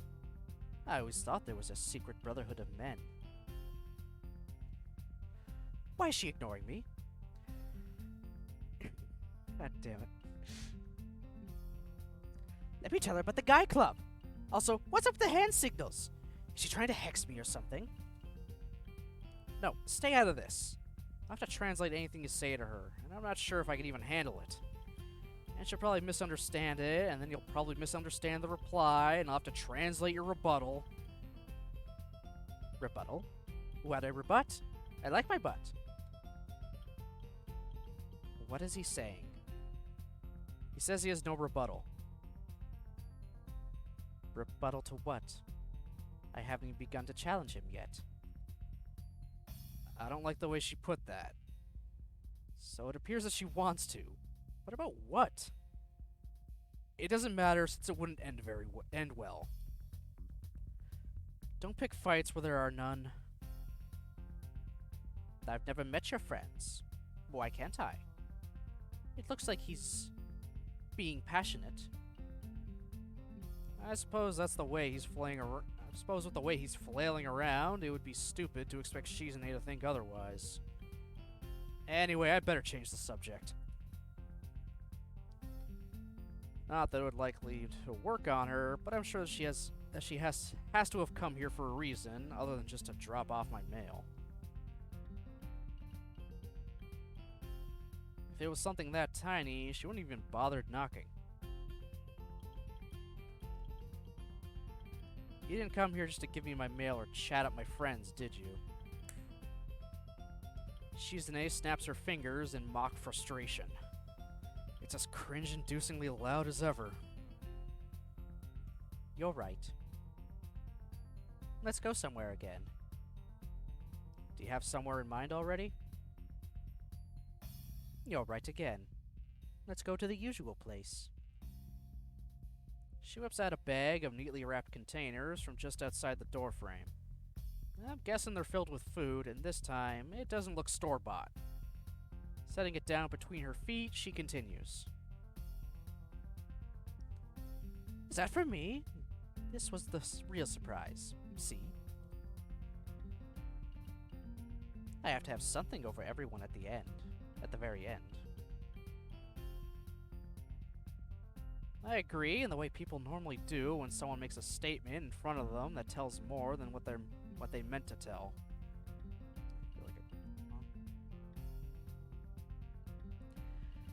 Well, fine. If you're both going to ignore me, I'm out of here. So cruel. You'll regret this. Bye, Kenji. So glad no more Kenji for now.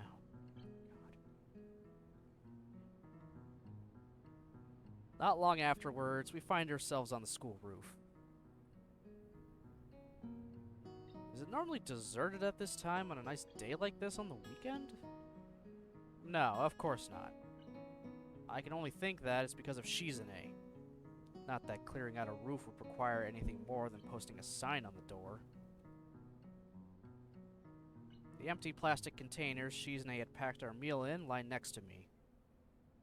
It was another quiet meal, since holding chopsticks prevents us from saying much to each other. While it's not blowing hard enough to be a problem, the wind is a little strong today. It blows the plastic bag loose from underneath the empty containers, so it whips around for a bit before rolling off my legs and getting caught on the tip of Shizune's shoe. Immediately, she grabs it and starts signing, not looking happy that I'm laughing at her, even though she's trying not to let out a laugh herself. With the bag in the way, however, she eventually has to sit on it to continue. Very funny. How was it? The food? It tasted familiar. That means it was bad. No. I remember eating this exact meal before, when you made it. Not exactly the same. The fried shrimp was new. It's the only thing I know how to make, but I should have improved. How many times have you made it before? This is the second time. Making this particular meal? Cooking. Next time, it's your turn to try it. The way she keeps tugging on the corner of the bag is bothering me. I think I know why she's doing it. Is it really bugging you that much? I want to pack them up properly. It's okay, I'll get them. As I'm picking them up, I realize she must have brought a lot of food to be able to fill all these containers. I didn't even eat much. Shizune must have some metabolism in order to pack all that away. Even though I've only been up for a second, it's long enough to stupidly trip over my own feet. Barely managing to break my fall, I end up landing on my elbows and knees right next to Shizune's lap. As I pull myself back up, hand gingerly on my chest, all I can think about is how my knees hurt and how this fall could have killed me. I feel nauseous. Shizune gives a helpful push on my shoulders to help me upright, though I notice her eyeing me oddly. Unfortunately, even a light shove is enough to take me by surprise. Are you okay? I nod, but we don't return to sitting beside each other. Naturally, being alone with Shizune is going to involve a lot of silence, but I only start to notice it now. A typical sign of awkwardness. Again, she's the one to break the ice. I was expecting you to try something dirty.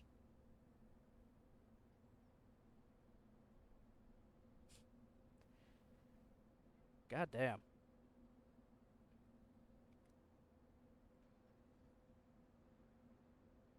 And now the mood is back to awkward.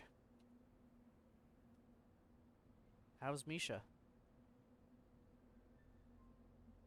Misha seems happier now, back to her old self. I thought this would be a good way to celebrate, and to thank you for helping her. Her hand stumbles for a bit on the last word. You think too much like a businesswoman. I can't help it. It's how I've been taught to do things. It makes me happy that you're asking about Misha. It would be more accurate to say, back to her real self. She would only be back to her old self to you. The Misha you know is completely different from the one I think of when I think of the first time we met. Even though I think she looks better cheerful and smiling, that isn't how she typically is. I wonder if that's true for you too. I don't answer. Well, if Misha's happy, then it doesn't matter if it worked out in the end. Your plan worked. You knew her just as well as you said. You knew everything she would say. If your idea was just that I'd speak for you, though, doesn't that make me your puppet? I didn't do anything then. Not true. It was your idea first. I was wrong. I have a way of seeing things that is very flawed, now that I've thought about it. I'm sure you know. Sometimes, I treat everything like a competition between myself and everyone else, even when it doesn't make sense to. Sometimes. I know very well how easy it is to ignore someone if they can only communicate with you through sign. I should have asked for help, but I was so sure I could do it on my own. It was actually a brave thing you did, even if you won't take credit for it. Aside from that, you've really become kind of admirable lately. It's strange having her compliment me while her facial expression hasn't changed in the slightest. But people don't change so easily, according to you. Am I right? She winks, clearly enjoying herself very much. Does Misha tell you everything? Almost everything. I guess you're gonna tell me that I'm wrong about that, aren't you? Yes and no. I'm the one who told Misha that before anyone else. But she took it too far and changed the meaning. It's not easy, but she acts like that makes it impossible. It's possible, if you go little by little. I'm considering trying to be less competitive. I thought you enjoyed that, though. Maybe just a little. That's why I specifically used less. She leans against the fence. I have things I want to say to her, but it doesn't seem like the right time for it, somehow. It's a feeling I have. I can tell she isn't done just yet. A lot of people think I try too hard. Well, I've always thought I should try just enough. The sound of the fence makes as she pushes against it, and the delicate clinking of her sleeve buttons scraping against the links are oddly soothing. So is the breeze gently picking up behind me. I can hear people below us. Shizune's eyes dart below us as well, and I wonder if she still thinks about what she might be missing out on. The attention-grabbing way she tends to snap her fingers proves she has an understanding of how other people perceive sound. Must be odd, being able to understand that much, but unable to experience it yourself. She starts walking slowly around the perimeter of the roof, still scraping her buttons against the fence. It isn't rhythmic at all, though not for a lack of trying. I sort of zone out in thought while she does, and I'm rudely snapped out of it when she circles around completely and taps me on the shoulder. Do you remember what we were talking about? When? Now? Of course, it just happened. It's been almost 10 minutes. When I first saw you, you seemed like you were very attached to the idea of feeling sorry for yourself. That stings, even if it is true. Sorry. It made me want to cheer you up at first sight. I was scared it would be for nothing, though. I couldn't help thinking it would be hard to change your mind. But you did. I thought that was very surprising, and also that you might be kind of easily influenced. Still, I was surprised. It made me reconsider a lot of things. Like, that maybe everything was worth it in the end. Everything? That's why I like you. I see. It's nice to finally know. Only took months of dating to find out why she actually likes us.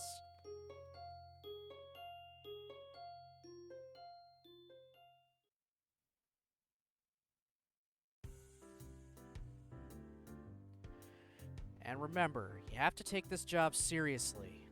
Too many people think you can just slack off and that it isn't important. That is a dangerous way of thinking. Definitely! You can't take it too seriously. If you aren't always thinking big, thinking positive, and if you show any signs of weakness, people will start to think you're incompetent, you know? And soon, you won't be able to do anything because your power is going to be delegated off to others piece by piece, and you'll be left with nothing. That's what happened last time. So, remember, it may seem like an easy job, but a lot of carnage can happen in this room. And out of it. Dealing with school staff, too. Even trying to get a budget report from a class rep can be a fight to the death, sometimes. Yeah. It's kill or be killed. There are no friends in the pits, and you have to take no prisoners. Are you sure about this? Is this right? You don't seem excited enough. I have to make sure it's getting through properly. Once more, with feeling. Shizune twists her hands like a maestro for emphasis, visibly intimidating the two girls standing at attention in front of us. I think this all started because one of them asked if she wasn't taking her job too seriously. Do you understand?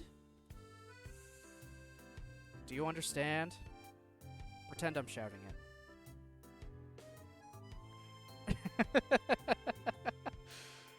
There's the new student council for next year, I guess. We're intimidating the fuck out of them.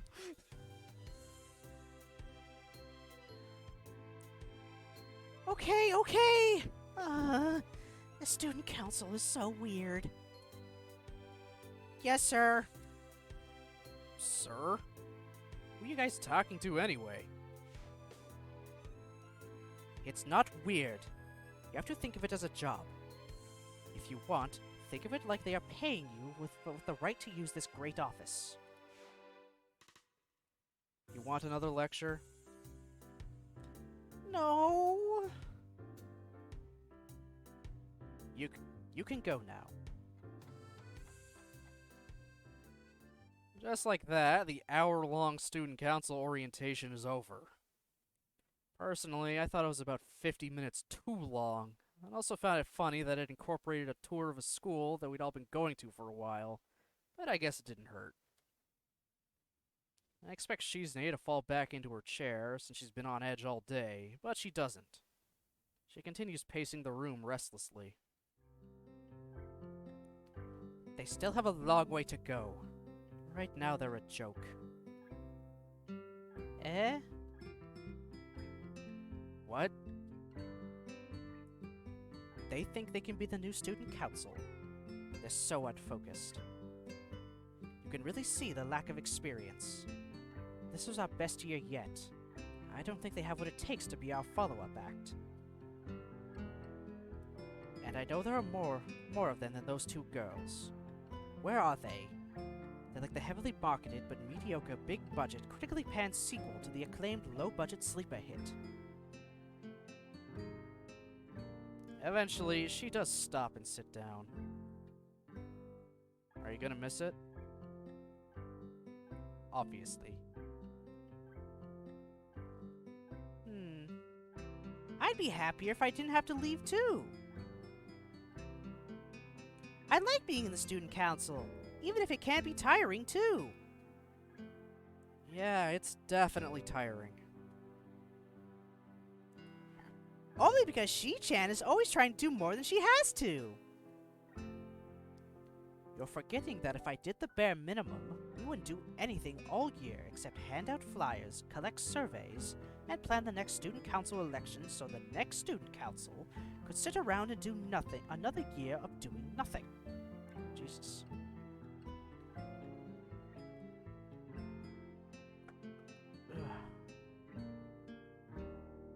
Yeah, like holy crap. Maybe next year, once you're gone, there'll actually be a fucking student council that isn't, one girl and her best friend, and then later boyfriend.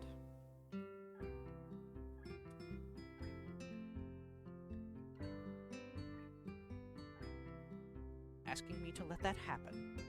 Don't be ridiculous. In a student council like that, there wouldn't be any power to play around with. I'm just happy that even though I clearly need to ride them harder, those two aren't bad. Not there yet, but the new student council should be in good hands. How can you tell? After the festival, they asked me if we could also organize a Halloween event, like a haunted house or something along those lines. They had a bunch of other ideas as well. Of course, my response was no. I had Misha tell them to do it themselves if they wanted it so badly. They were angry for some reason. Of course they'd be angry if you said that. And Misha delivering the message wouldn't help. I was angry too. All of a sudden, they want so much. They wanted a haunted house, or a traditional style cafe, or a trip to the beach, or whatever other cliche thing. Why didn't they try to organize it before? It was like they were taking advantage of me. I worked hard to organize those festivals, and in return they came to me with, "That was nice, but can you do this now? How about doing this? It's what I really want." Shi-chan was wrong, though. Right. They wanted to join the student council so they could make it happen. I made them feel jealous and riled them up. That can be kind of motivation, too. The desire to do something great spreads, even if it's to show me up. They decided to take me up on the challenge nonetheless. I'm impressed. Well, for now. I would have to see how it plays out a little longer in order to know for sure. She snaps her fingers suddenly, which sends Misha almost bolting out of her seat. Interestingly, I guess it's impossible to get used to. That's right. We're going to have a party to celebrate passing the reins to the new student council, aren't we? Why not have that now? Or at least plan it now and have it tomorrow. But they're not even in charge yet. In fact, that's the first thing you told them. You're not in charge yet. It seems premature. Misha, what do you think? I agree it's too early. Plus, I don't think I could go anyway. Sorry. In fact, I was gonna leave right now. Why not? No comment! Come on, tell me. Well, okay. Way to not crack under pressure, Misha. I thought about it, and even if I didn't want to go, I would say yes. Usually, it's the kind of person I am. I really should stop doing that, and this is a good place to start, I think. If it's a celebration to say goodbye, I don't want it. It would be too sad. I want to do something else instead. And after all, He-chan, you and She-chan will still be here tomorrow. It doesn't seem right.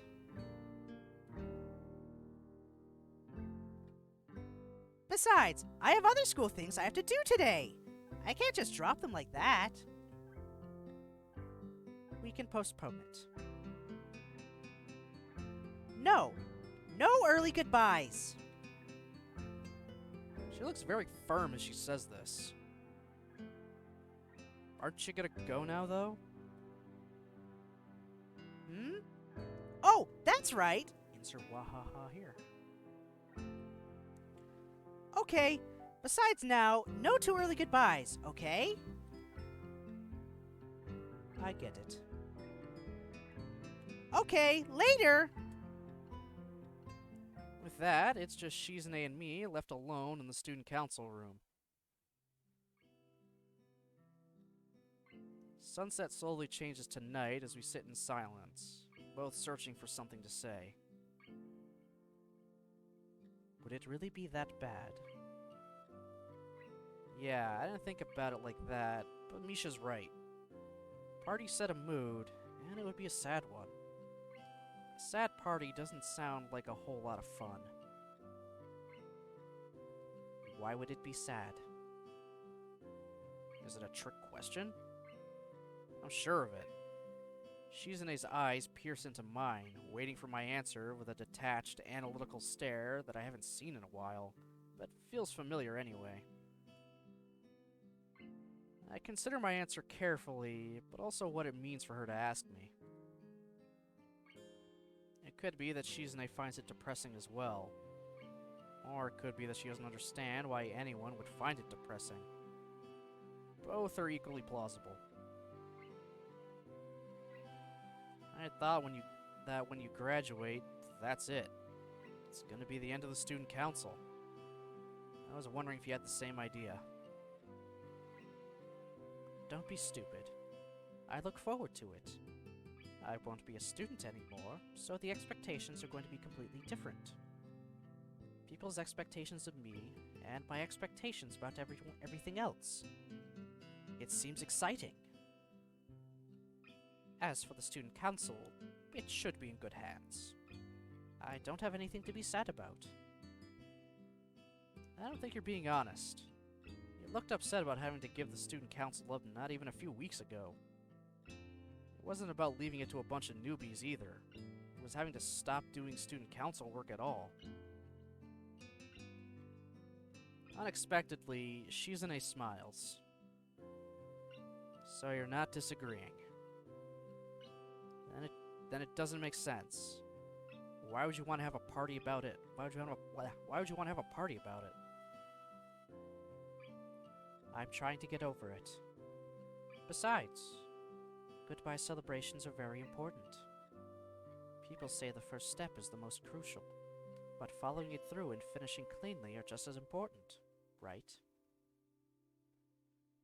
I guess that is true. Anyway, I don't consider it goodbye. But it's still an event. You still have to go through the proper motions. Aren't you going to? Aren't I going to what? Kiss me, of course. Is that the proper motions? It would be normal, wouldn't it? The natural thing to do. It's time to act decisively. If I don't, I'm sure my heart will explode. I kiss her immediately, so quickly that I don't even have time to enjoy it. Even though she was prepared for it, Shizune blushes a deep red. I feel a similar heat rising in my neck and cheeks. I'm gonna make sure that's still turned on and it get turned off at some point. Okay, we're good.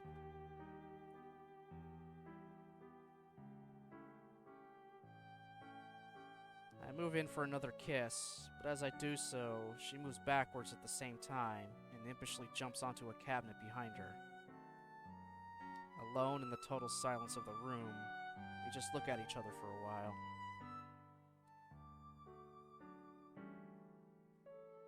This time, I kiss her more deeply. Her lips are light and dry, and open a tiny bit. I'm only able to appreciate the sensation for a moment before Shizune starts kissing me back forcefully.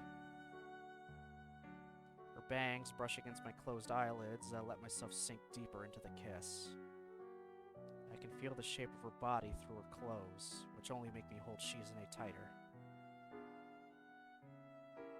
It takes some effort for both of us to draw back from each other. We're both blushing, both from the kiss and the thoughts of what's to come. And I'm far from the only one breathing a little heavier.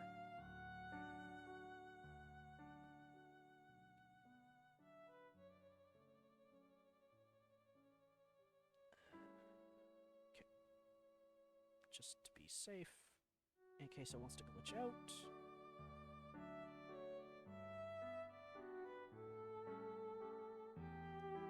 Shizune begins to take off my tie. I start undoing her blouse.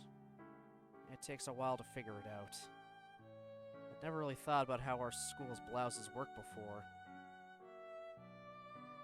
Shizune's blouse is a little tight on her, and her arms get stuck for a moment because of it. I find myself peeling it off her, although the way she's trying to wriggle out of it at the same time, it isn't easy. Sight's a little comical. Jesus fucking Christ. I'm going a little far. 1 second.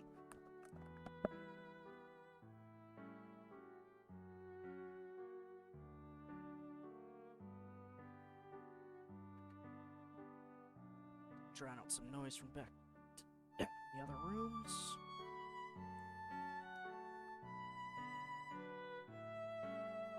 Oh, hey, Nichols. You came in at a good time.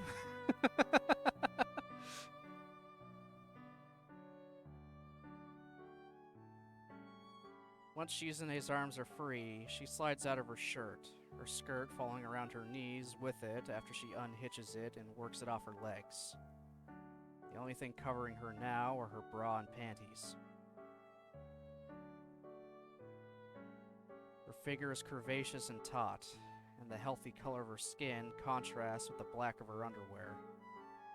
It's a wonderful sight, especially against the background of the moonlight through the window.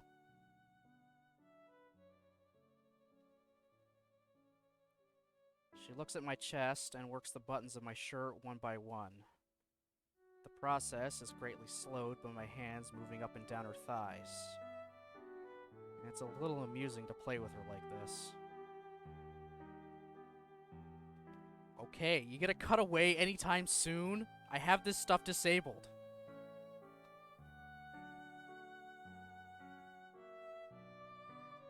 Eventually, finally, my shirt falls to the ground. Shizune surprises me by quickly pulling me in for a deep kiss without warning, but I quickly return the gesture.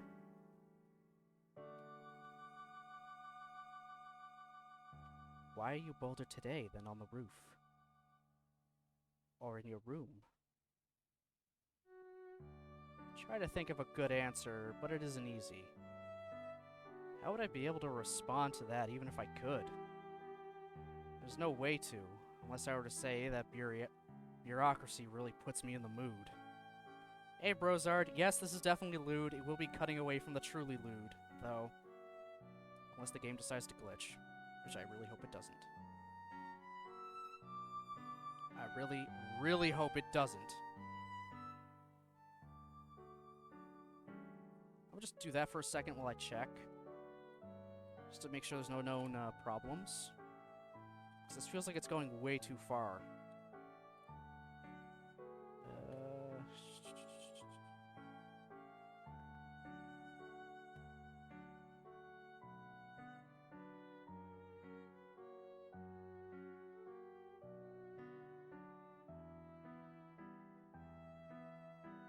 Okay, I'll be fine.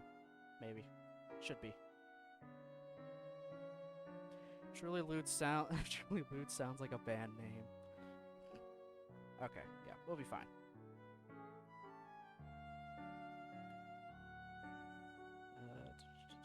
Game back up.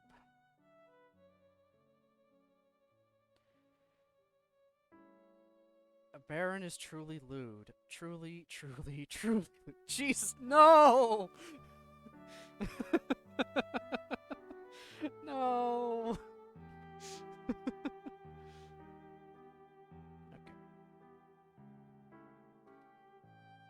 My shirt having been disposed of, Shizune moves onto my belt, and I decide to help her undo it instead of answering her question. I don't think it would do much good at this point.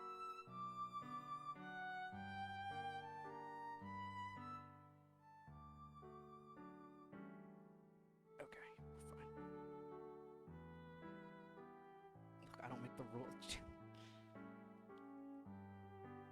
It's not hard to get off and falls to the ground with a metallic clunk. I move in for another kiss and begin to slide my hands up her side, as she suddenly lurches forwards, making me stumble backward. The stiff edge of the table behind me was the furthest thing from my mind, until I feel it stabbing into my lower back. Haven't even noticed it was there. Makes me grab Shizune a little tighter as we fall back onto the surface of the table. And... okay, good. Cuddlefish.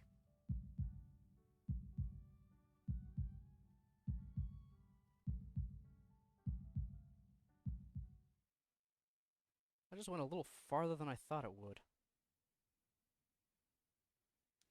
Exhausted, I lean back against the desk and try to regain my breath before putting my clothes back on.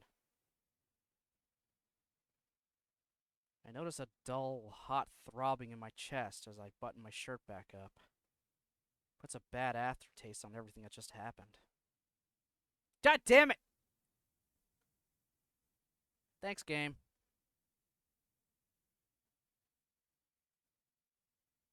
Okay. It's not the main focus. It's happened before.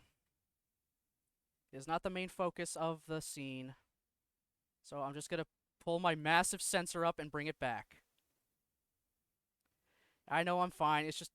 it took me by surprise, as always. That's why I had my finger ready to get it off. Okay, yeah, that should be good. Back.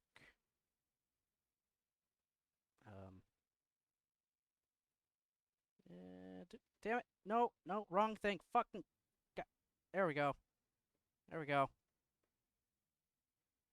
Okay. Ugh. Fucking Christ. If you're gonna have a disable adult content feature on your game, let it disable everything.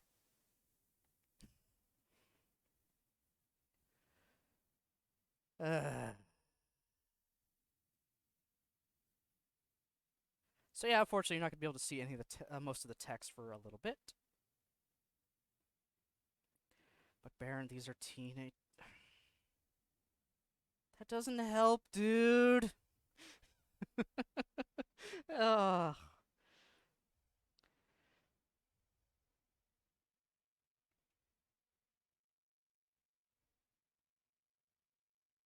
It was a lucky break that Misha couldn't be here, wasn't it? You're in an unusually joking mood today.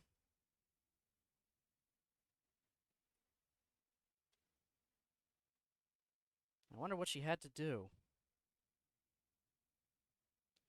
Shizune traces the air lazily with a finger and points to the door. Go see for yourself. Why don't you just tell me? It's more interesting if you see for yourself. Seeing is believing. Sure. Clever. Maybe I will.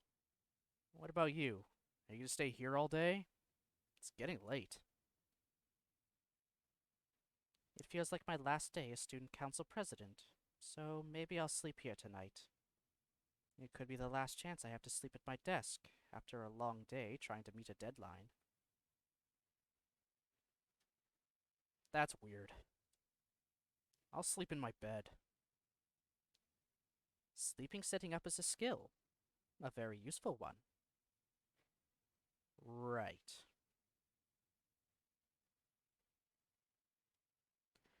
Why is just getting dressed first? No, that's fine too. Alright, the sensor can come off now.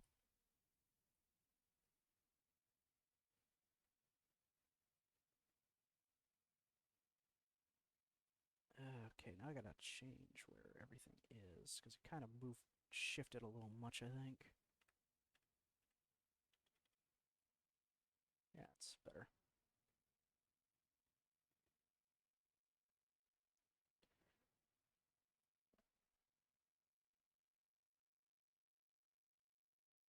So yeah, that was our second scene with Shizune. The first one was back at her house, where she had us sat down in a chair, tied her hands behind it, and then just wrote us. Just shifted things out of the way and went at it. And now we use the student council room as for something like that too. Which actually makes something in Act 1 where she was yelling at Rin for using the desks for something to sleep on, kind of funny and a little hypocritical. You got mad at someone for sleeping on a desk, meanwhile, we just did something even worse on a desk. Also, I'm pretty sure the door was unlocked too, so someone could have just easily walked in. Pretty sure even at her house the door was unlocked, so someone could have just walked into the guest room looking for us and then found that.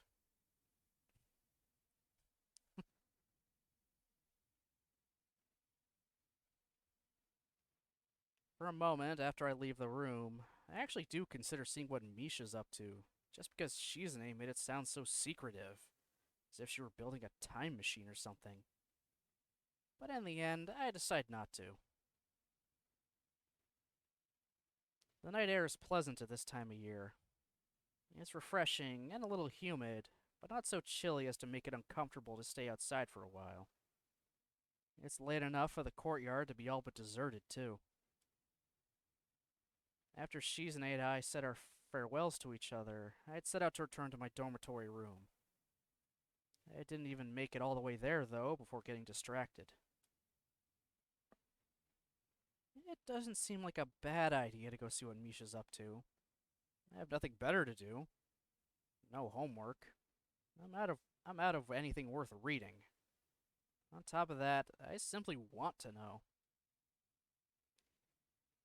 This isn't my first time being in the main building after hours, but usually it's as I'm leaving the place to find Shizune and Misha after a long day at the student council.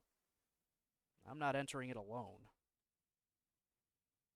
The atmosphere is quiet, as a word damn it,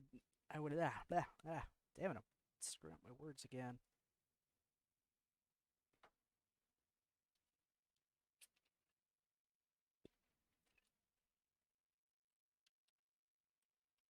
Well, fuck you too, Lid.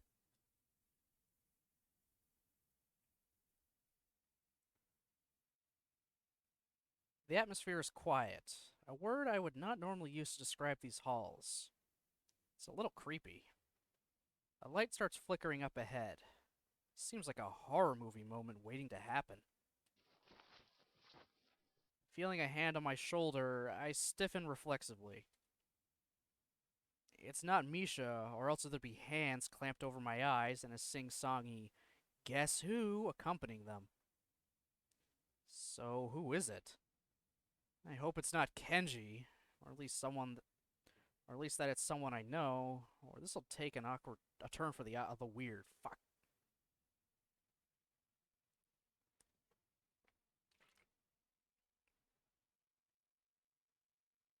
I could probably make a game of take a drink every time I screw up a line. I'd be out of water immediately.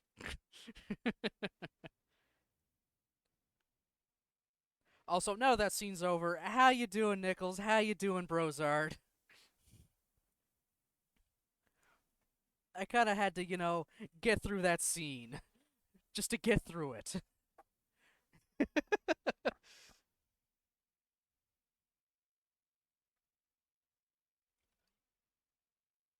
Just working and lurking? Nice, nice. We were summoned by the lewd. God damn it. Yeah, I guess you guys were summoned by the lewd. You did both come in right there.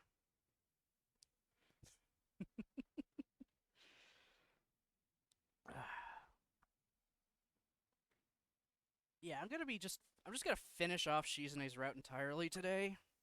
Because I'm near the end anyhow. I think let's see, what scene is this? Yeah, there's this scene and the one more after it, and then the route's done. So I'm just gonna finish it off today.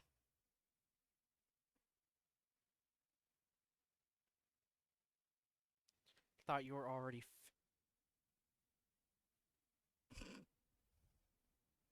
God damn it, man.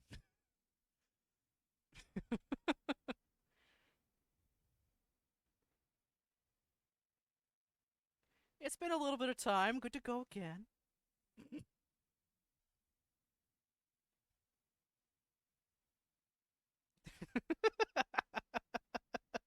Oh, good God.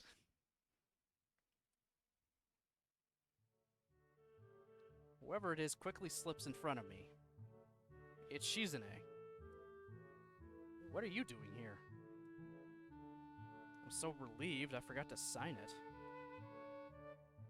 Shizune puts a finger up to her lips. I guess even though she can't hear, she has some idea of what loudness is, and I can tell from my expression that I was being loud. And apparently, being loud isn't a good thing right now. But then, why is Misha her interpreter? Oh, very funny. Why are you here? I was waiting for you to come see. I knew you would show up. It took you a while, though. You've been waiting here? Yes, but that isn't important. We have to be stealthy if we don't want Misha to detect us. Tell me if I'm not being stealthy enough, okay? With that, Shizune starts slowly tiptoeing through the middle of the hall. I pat her on the shoulder to get her attention. That's not stealthy. Why do we have to be stealthy? She refuses to answer, probably because signing and walking stealthily at the same time doesn't look easy. Before I know it, we're in front of our homeroom. Suddenly, a sound like a crack of a whip pierces the air, followed by a familiar expression of frustration. I'm sure a sound like that isn't good for my heart. Not to mention, everything sounds about 1,000,000 times louder with how silent it is. It's coming from inside the room, and I sidle up to Shizune to get a look inside.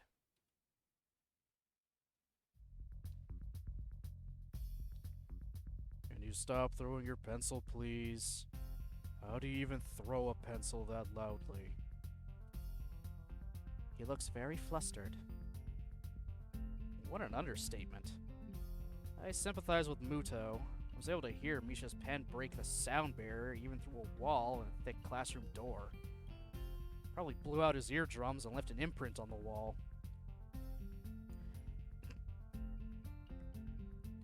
I'm not throwing it. When I get nervous, I like to spin it around, but I forgot I'm holding on to it and... Doesn't matter, either way. Shouldn't be pencils flying around. I get enough of that during regular school hours. I don't need it after hours. Right! Sorry. Whatever. Just stop throwing or releasing or dropping things, please. Teachers have work too. It's been forever since Muto's actually had any fucking lines, Jesus. I noticed Shizune watching the same scene I am. He's supposed to be yelling? There's no exclamation marks. Right? How was that yelling?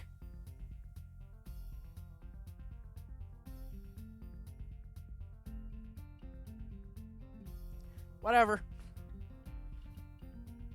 I noticed Shizune watching the same scene I am. Muto is yelling at the top of his lungs, and Misha is being Misha. I can hear them reasonably well through the door. Shizune obviously can't hear anything at all, so I wonder what watching this is like for her. She must know, since she understands well enough to want me to see it too, but I have to wonder if she ever feels like she's missing out on something, having to work that much harder to understand what she's observing. It looks like she's taking supplementary lessons. Is she? Yeah. I answer, despite knowing the question is completely rhetorical. Misha told me she wants to be a sign language teacher in the future. If she can get a recommendation, she can study overseas for it. That is why she's working so hard. Her grades were always kind of on the low side. Now I feel guilty. I haven't even thought about what I'm gonna do yet. Neither have I. The cheerful way that she signs it is very unlike her and is very obviously false. Let's get out of here. We don't want to be seen. It would be a problem if we were caught standing out here like idiots. Where? The student council room? Shaking her head, she slips into the classroom across the hall instead. Great hiding place. You're unusually sarcastic lately. With the door closed, it's a good one. Anyway, wasn't it interesting? Yes, but I'm not really surprised. I close the door behind us, prompting Shizune to laugh soundlessly as she slides into a chair. For a second, it depresses me. I want to hear her real laugh. I was. I've been looking down on Misha. I didn't think she had a goal at all. But it turns out I was wrong. I made a careless assumption. I thought Misha was as aimless as I was. I was stupid. I lost. Shizune pauses to crack her knuckles, then folds her hands over each other and leans forward in her chair. In the abnormal quiet of the building, I can hear Muto yelling at Misha again, even across the hallway and through two doors. Shizune's eyes are locked on mine, unblinking behind the gleaming lens of her glasses, observing my reaction to her words. This is a test. Her opinion of people is rarely formed from how they respond to questions. It's how they respond to statements that counts. In hindsight, it makes sense. Shizune's inability to speak, as well as just her personality in general, means that anything she says is a big commitment on her part. Everything. Again, she could technically speak if she wanted to. She has functional vocal cords. She just never speaks. Probably because she doesn't see the point of it. It would be a waste of time and inefficient for her to try to speak when she can't hear anything anyway. At least that's my initial thoughts. And I know Jen has brought up that some deaf people also don't like the sound of their own voice if they get implants, so they won't speak generally either. So it could also be a thing of that. But again, Shizune doesn't have any implants at all, so she hears nothing. So it's like, I can see her, saying, "Why should I bother to speak if no one can hear me? If I can't hear anyone, there's no point. Why waste my time?"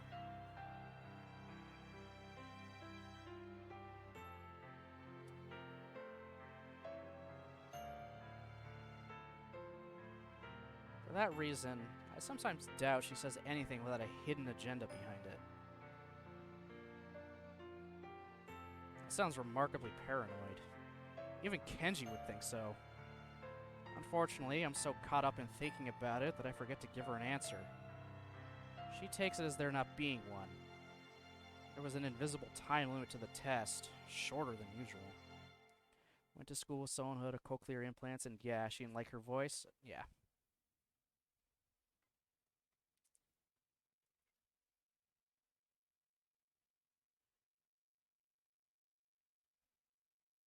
Just as I thought. What do you mean? You don't agree? Not really, it's not that. I don't get it. I want to force my will on people. How refreshingly honest. Don't give me a weird look like that. It's not like that's always my intention. At first, I was just bored. I wanted to see someone's passion for something. Then I could try to beat them. I wanted to test their ability or their convictions. But it was impossible. No one had any passion for anything in the school. They just wanted to keep to themselves. I can't believe it. It was too boring that way. I thought that there was no way these drab people could be for real. It goes beyond not wanting to make waves. They had to have some interests. They had to be hiding somewhere. I wanted to expose it, and reveal it, and drag it out. One of the most successful ways to get people to open up to you, and cheer them up, is to open up with a story about yourself. And then you ease them into telling you about themselves. It's like give and take, but with an element of manipulation that makes it interesting. I can't do that. If I attempt to have Misha talk about me for me, it makes me seem arrogant. The message has to go through a messenger. I'm standing next to Misha, telling her to tell someone about me. You don't have to be able to read sign language to see that. If I were forced to sit through that, I would think I was arrogant too. I was frustrated. I couldn't figure out a way to have a conversation with anyone but Misha. No one would open up to me. I came to the conclusion that I can't make people confide in me or believe in me. I can only hope to create things and show them to people and hope they make them happy. Or I could be more forceful and hope it would eventually stick to someone. I guess that would be me. Feels vaguely depressing. Somewhere along the line, I think I started to forget Misha, or see her as less of a person or something like that. I took her for granted. I think would be the best way to put it. It was like she was just an extension of myself. I forgot that the whole time, Misha was there, opening up to me, and giving 100% every day. I missed what I was looking for, because it was in plain sight. How stupid of me. I really did become arrogant. That's why I've lost. I'm more short-sighted than I was back then. I went in reverse. She's pacing back and forth now, almost brooding, yet still filled with so much energy that she can't stand to stop moving. Shit, Shizune let people live their life. Yeah, she's a bit much. But it's just kind of I can't hear, I can't figure out tone, that kind of thing. She can't connect with people normally, so she kind of has her own way of doing that. And is unfortunately influenced by her dickhead of a father.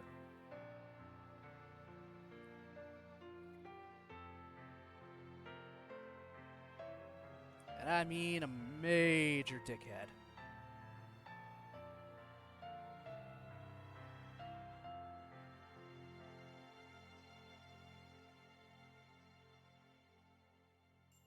If you got her to hold 2 wires, I'm sure Shizune could power a light bulb. It's odd that she could have such a lighthearted thought while she's being so serious. And in spite of that, Misha tells me that I'm her inspiration. Isn't that ridiculous? I'm not the kind of person who can inspire others. Even if a person who inspires you is flawed, it can be acceptable. I've thought about this. There's even acceptable hypocrisy. For instance, if your hero was an athlete, but unsportsmanlike, they could still be respected for their athletic ability, even if they had shortcomings as a person. However, she snaps her fingers briskly. Sounds like a thunderclap in the empty room, and Shizune takes a few seconds to stretch her fingers. Come to think of it, this is the most she's ever signed. If someone like me has no goals, it would be totally unacceptable. It'd be the worst kind of hypocrisy, and hypocrites don't deserve responsibility over anything, They can't even manage themselves. How incredibly pessimistic. Makes me angry to think about it. I would hate myself just a few months ago. This must be how I look to others. And funny enough, it was Shizune and Misha who convinced me to stop. Without them, I'm sure things would be much different, or not for the better. Lately, I feel as though we pass around our miseries as much as we're supported by each other. But I think it just comes with the territory of having friends and being close to someone. You're the leader anyway. That is only because no one else wants to be. But that means you still are, since people are putting their trust in you. In fact, doesn't that make it more important? Either way, you are the leader. You are the inspirational figure, or whatever you want to call it. You're responsible for what you tame. I read that in a book somewhere. That's clever. Shizune only seems to show what she's feeling on her face when she wants to, but I don't think she's being sarcastic. I don't want to tame anyone, though. Being the leader and being looked up to, then? Same thing. I never wanted to be the leader. It just ends up that way. I don't believe that. All you do is try to grab more and more responsibility. Wait. I was going to tell you that I don't enjoy it. I don't care about being the leader, but I don't mind it. I don't care about being the best, but I don't mind. You're right, though, about me wanting responsibility. Of course I want more responsibility. Having responsibility makes me feel alive. That's why I joined the student council. If there's no pressure, I just can't stand it. Even so, now I'm the leader. I always thought being the leader meant you give orders, but it really is more.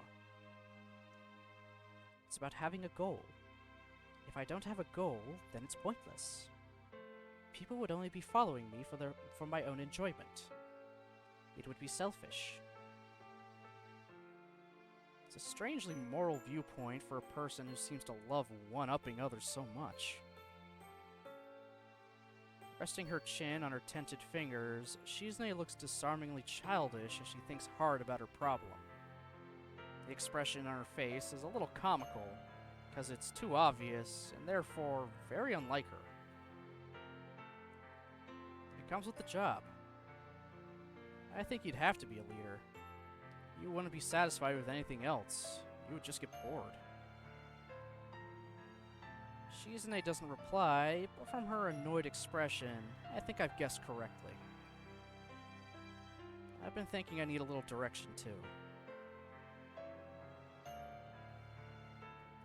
Were you told that it's important to contribute to society? What an unusual response. It's so out of nowhere that I don't know how to respond. It also bothers me, though I don't know why. Possibly because it doesn't seem like something like that would come from her. So I start to think that it isn't Shizune's thought at all. I wonder who told her that. Now, it's probably her dad. But there is a chance she came up with it on her own. If so, would it be because she can't hear? Why do you say that? Just because. I don't believe it. I guess that's right, though. I see. I don't know if it's the same for me. I hate it. I think everyone wants a purpose. Looking back, it makes sense that Shizune doesn't have one. All that energy would otherwise be directed at something. Since she had nothing to channel it towards, Shizune lashed out in all directions. Reminds me of a downed power line flailing in the storm. Furious and incandescent, but aimless and dangerous. Just like Shizune. I want to say that this is why she feels the need to turn everything into a competition, but that's probably just how she is. Having a goal to put that energy towards is just the next level. How about this? I could go into business. My family is well connected, so it shouldn't be too hard. That comes off sounding a little unethical and nepotistic, doesn't it? Yeah, nepotism, easily. Though, would your dad just give you connections? Would he? Really? I doubt it. He's kind of an asshole. I just complain how kids these days don't want to work for anything. They expect to be given it. Back in his day, he had to work for it. He had to go out there and meet people and build these connections. Ugh. Fucking boomer.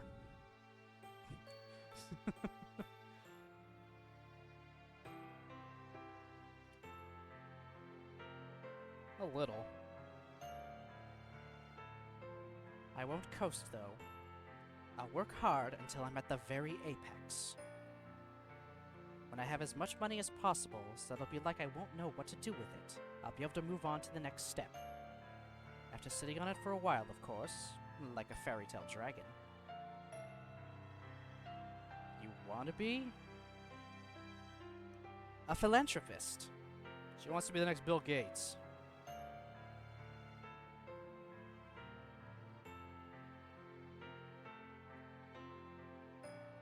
Tisk tisk. What were you thinking? That I want to be a miser? Well, it's true it is part of the plan. Don't sell me short and stop there, though. Shizune still looks uneasy. Of course, even if she did seem to resolve her problem quickly, no one can get over their anxieties that fast. No one can solve their problems that easily. The important thing is, it looks as though she has her heart set on trying. It's still hard to tell whether that drive of hers comes from a good or bad place. But she has something to hold on to now. I can generally believe that she does. I'm happy for her. At the same time, I feel a little cold. I'm the one who's behind. Now, I'm the only one without a goal.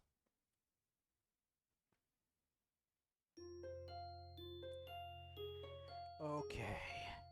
I know. This is gonna be the last bit of the game, of her route.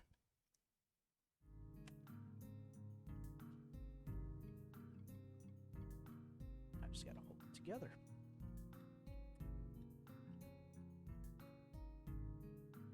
There haven't been any further disruptions since that week. Of course, that's what I thought the week before. And Shizune and Misha's sudden, newfound clarity has left me feeling a little lost and envious. I thought there was no way I could rest easy at the time. But fortunately, nothing came of my worries. And before I knew it, there was enough to deal with in school that I managed to put them off my mind. And still, everything was fine. I was wrong. I had seen Shizune and Misha's carefully hidden vulnerabilities, but they were still strong. Now, we're gonna be graduating soon. I've grown so comfortable here that it kind of crept up on me. When it did, I felt sad and didn't want to think about it. So I didn't. Not until recently. About a week ago, I started making a list of people I thought I should say goodbye to before graduation. The first rule I laid out for myself was that I would try not to write them down in any kind of special order, like least important to most important. Somehow, it ended up like that anyway, even though it also ended up being a shorter list than I expected it to be.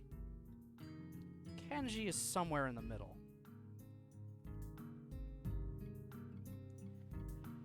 They said I'd have to graduate eventually. Well, I showed them. I've lived here rent-free for more than long enough. If you take into account the rising cost of land, I think you'd say I've won in the end. No. You know what? I did win. History will acknowledge me as the victor. The victor of what? I managed to stay out of sight and slip through the cracks. I beat the system. If you put it that way, it sounds like you just ran away from the system. Sometimes running is the greatest form of victory. Like in the Olympics.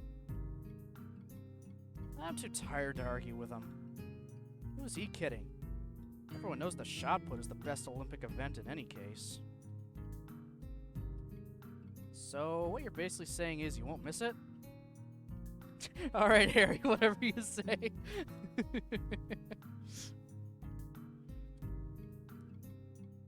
Miss what?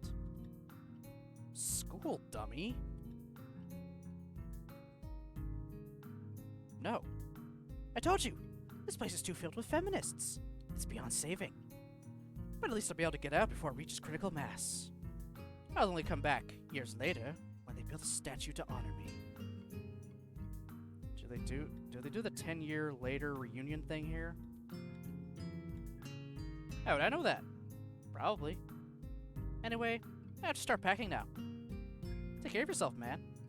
You should have packed a week ago like I did. Not that I had much to pack. That's not how it goes. You're supposed to do everything at the last minute. Men are better at doing everything at the last minute. The last minute can have more productivity like that. The entire week than like the entire week before it. That's how we keep shit fair. You'll never understand our manly ways. You take care of yourself too. Goodbye, Kenji. With a salute, he shoots backward through the door, slamming it shut behind him hard enough that the entire dorm probably heard it. I've noticed that a lot of people slam doors here. Maybe it's a local thing. Take care of myself. It's the first time I've heard him say that. Or say it. Usually he ends our conversations with things like, "See ya. I'll pay you back later, man." Well, he was a little annoying sometimes, but I'll miss him. I cross him off my list mentally. The list is very short now, and once I discard the notion of going through it in any kind of order, well, and once again, I discard the notion of going through it in any kind of order. Like I said, I never had that intention. So, I go out to look for Shizune and Misha. I can only think of one place they could be. The student council room, of course. Turning the corner, I almost bump into a small group of students. For a second, a bitter feeling flashes through me, since for all I know, that could have been fatal. It's the new student council. There aren't a lot of them, but a lot more than 3. Which is good, since it means there's enough of them that can each have their own title. Would have been cool if I could have a little desk plaque with my name and title on it. I don't think they do that now, or ever did, unfortunately. The new student council surrounds me while I'm thinking. If anyone were looking at this from afar, it would be a pretty sinister sight. Maybe they've come to finally get back on me for calling them the new student council all those times. I was just translating for Shizune, but I guess I should have been less lazy and more tactful. I regret nothing. I find myself being thanked for everything I've done. I'm being thanked. This should make me happy, considering how often I would think to myself that being in the student council was a completely thankless job. It does make me happy, but I can't enjoy it fully. I wonder how things would have turned out if our student council had grown as large as the one that's set to replace us. Even though they've only got 2 or 3 other members, it's enough that they have set roles. Not like us, where Shizune seemed to be the president, but what was it? But that was what? But that was it. Jesus. Learn to read, damn it. The new council thanking me gives me a strange feeling. It's like coming back home and seeing that a tree you nurtured years before has grown. feel like I didn't nurture that tree enough. I wonder what more I could have done. It would likely make Shizune furious that I would feel distant from what I did in the student council this way, or that I'd imply I didn't do enough. But it's true. I was only following her. So, in a way, I also feel like I'm viewing that same tree from far away, as if I'm seeing it from the window of a train as it passes by. I indulge in these thoughts for too long. When I snap out of it, I realize I'm still standing there, surrounded by the new student council. I do the only thing I can do and apologize for zoning out. Then I thank them back. When they walk away, I enter the student council room, which looks a lot messier, but seems to have gained a computer. It makes sense. I recall hearing one of the clipboard girls talking about her plans to use a computer to make all the boring data entry Shizune does more tolerable. Can't remember which one said it, though. I gotta see how the hell you say that kind of name. No, I didn't. Facebook. Give me.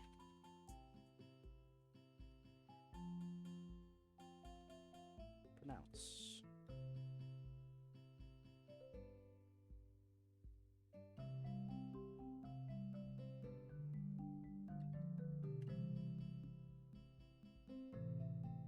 Owie. Owie. Owie? Really? Just pronounce owie? Like a boo-boo? Alright, I'll go with it. I always seem to be the more ambitious one, but then again, Keiko appears more serious. Ah, it doesn't matter now. I'm not alone in the room, but instead of finding Shizune here like I expected, it's just Misha. She's sitting on Shizune's desk, like Shizune herself often does, swinging her legs back and forth. When our eyes meet, she hops off and inexplicably poses like a superhero. Hi, Hee-chan. I'm surprised to see you here. What are you doing? You first. I was looking for Shizune. Me too. I thought she would be here, but I got Hee-chan instead. Gee, thanks. Insert wahaha here. Well, this is good.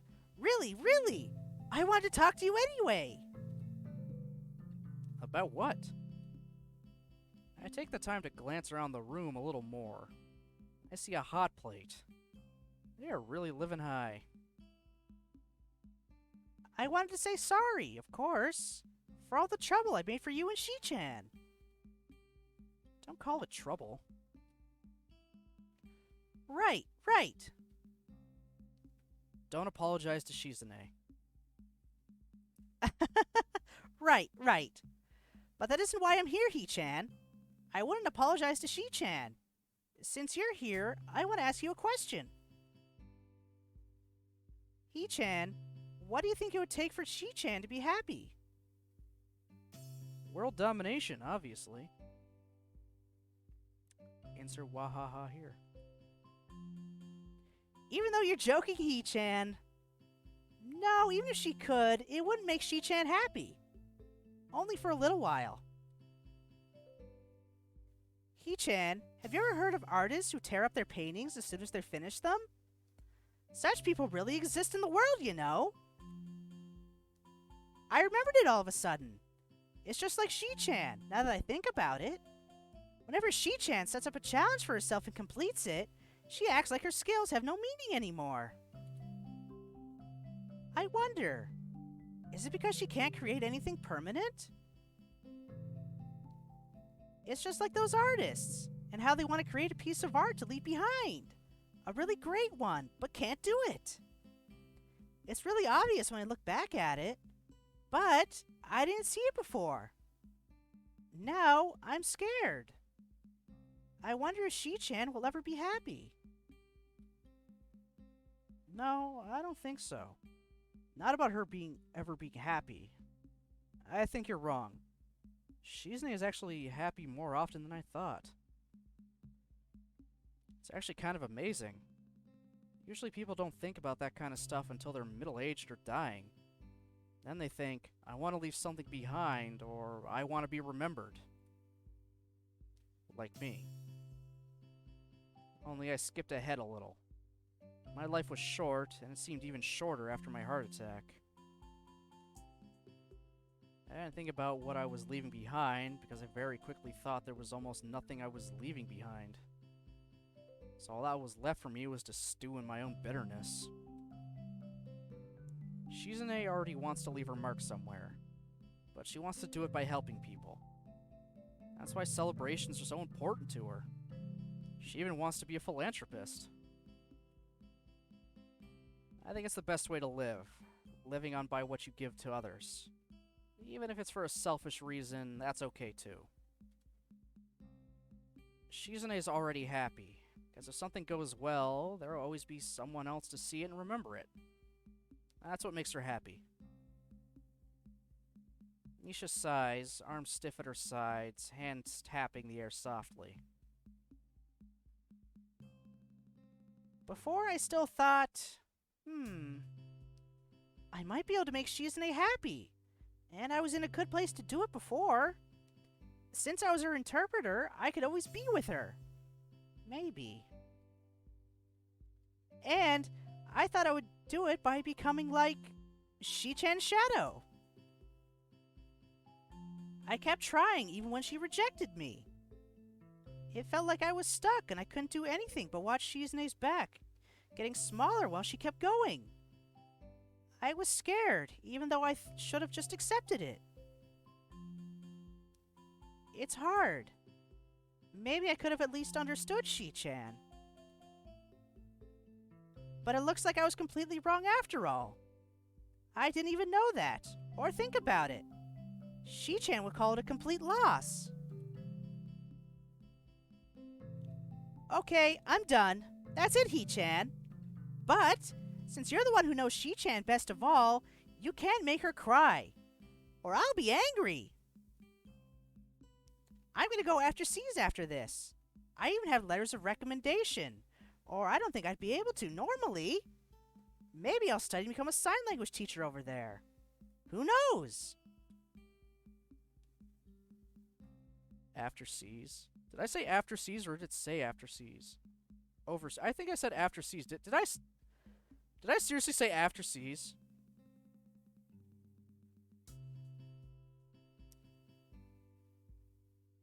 Damn it!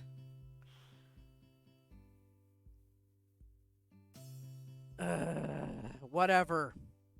It's on screen for everyone to read. I'm not the greatest at reading this stuff half the time, okay? I try. I'm still not used to reading things aloud like this, especially with my, attempt at a voice.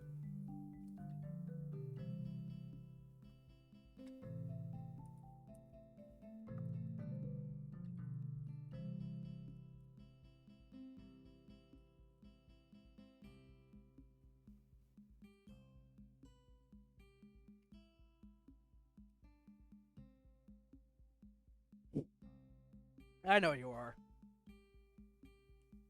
I know you're just messing with me. Hey, it makes me enjoy just doing this a little more. So it's all good, man. It's all good.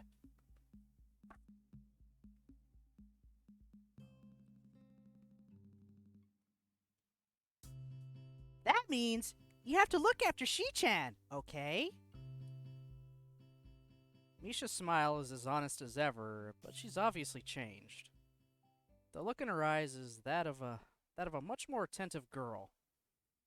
Seems to be true that hardship builds wisdom. It reminds me of the look in Shizune's eyes. I wonder what Shizune might have been through to become who she is. I can take a guess. Or maybe she was always like that.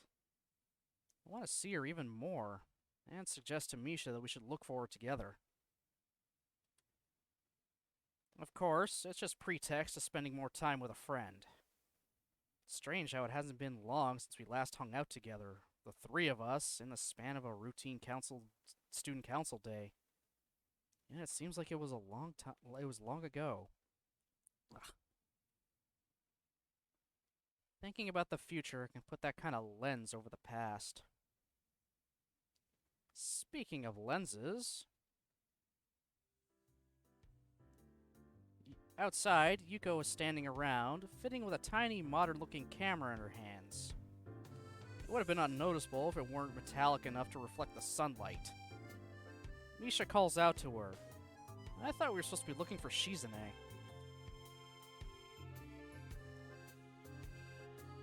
Hi! What are you doing? I'm just taking photos of everyone. That's obvious. Awkward. Misha, I'll never forget how you taught me that someone can hold so many secrets and still have a massive lack of tact. Where's my photo? You want a copy? I don't know. Well, only if you promise to keep it a secret, or everyone else will want one too. That happened to me in elementary school, only it was with candy. Okay, I'll take a photo of you now then. Wait, I'm not ready. I was just kidding. Hee-chan, make a peace sign! I'm not gonna do that. The camera flash goes off, blinding me. Yuko shields herself behind it, letting out a moan of frustration. You're not supposed to turn the flash on outdoors. She starts apologizing unnecessarily, and then quietly slips away. Wait! Yes? Did you see Shi-chan around here? Yes, in front of the gate. Thanks. I can barely get it out before I have to start following behind Misha. Fortunately, not for very long. The gate is barely a minute's walk from here, even though that can be tiring for me sometimes. We see Shizune with the student council. They're probably thanking her too. As soon as she sees us, she shoos them away. Since it's very easy, since I doubt any of them can understand sign language or use it, so they're not too sad about leaving. Which in turn makes me wonder why they would thank her without someone who can. But it's the thought that counts.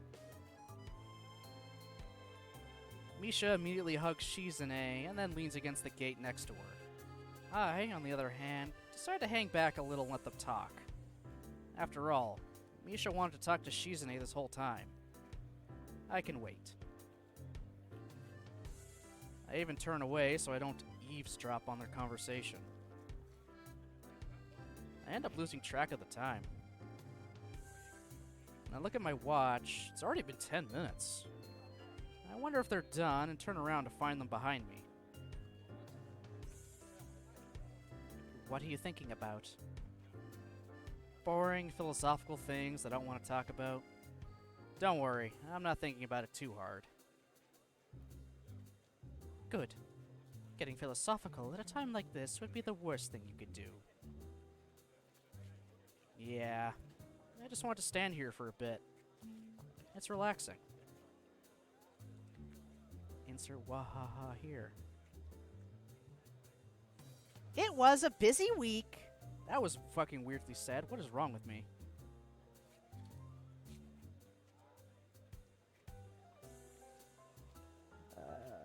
Just gonna...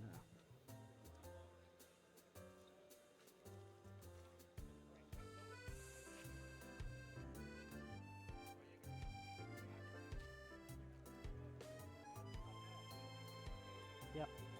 Cool. Almost there. Almost there. Not really. Not for me. I know that they must have been busy. But I think I know what I want to do now, and when it hit me, I didn't feel particularly fired up or anxious. It is the opposite.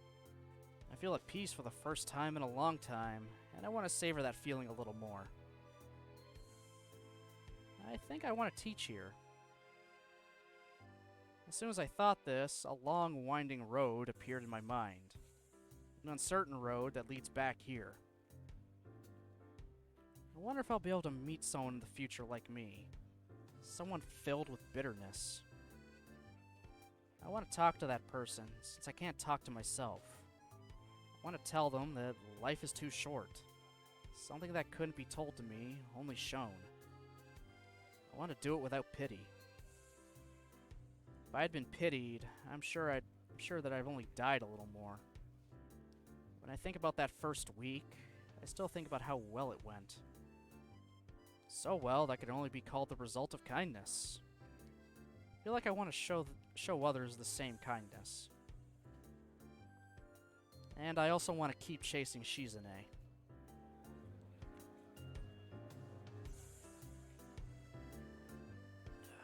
One second.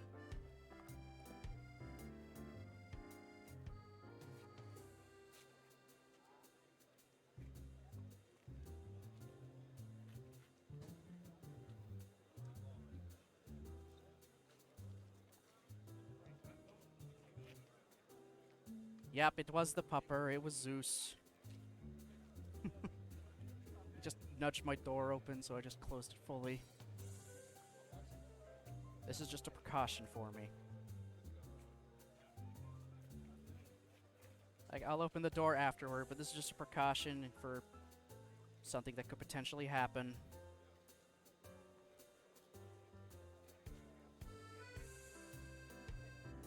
What did the new student council want, Shi-chan?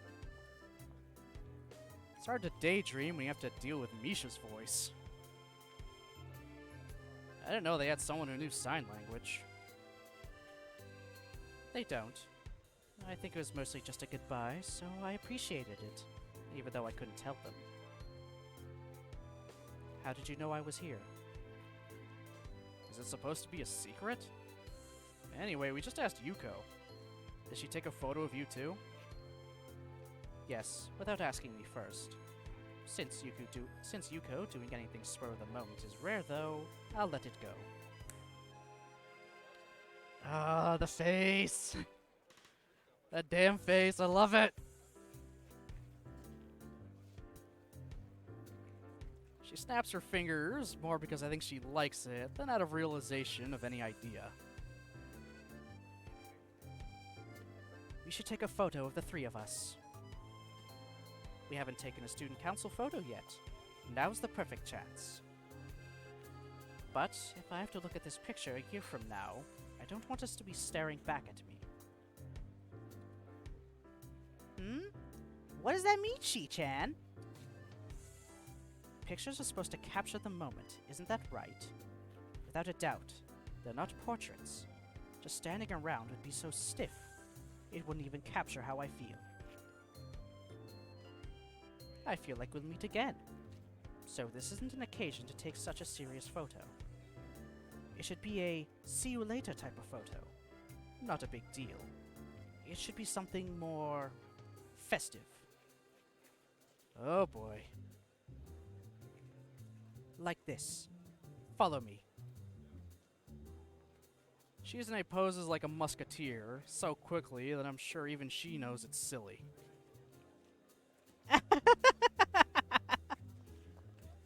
Do we really have to do such a cheesy pose?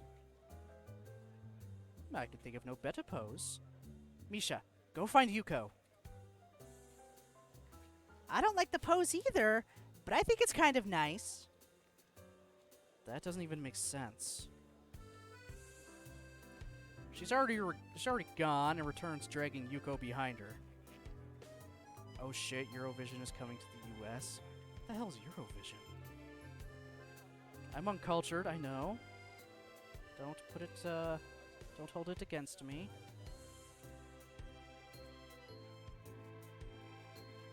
Oh. Cool. song competition. That's pretty swag.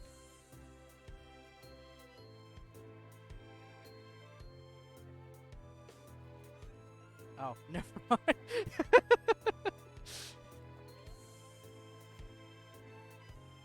I'm uncultured, okay, Brozard?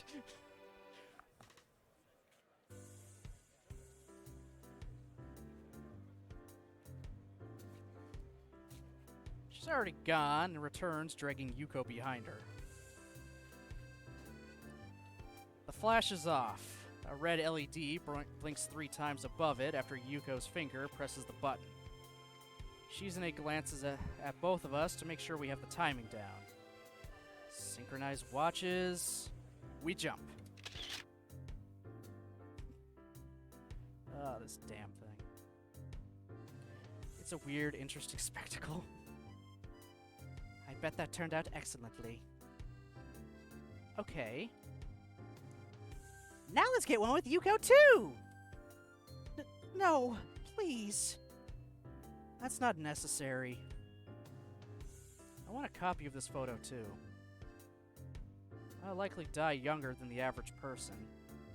My life could unexpectedly burn out at any time. I don't have any time to waste then. I want to live as much as possible.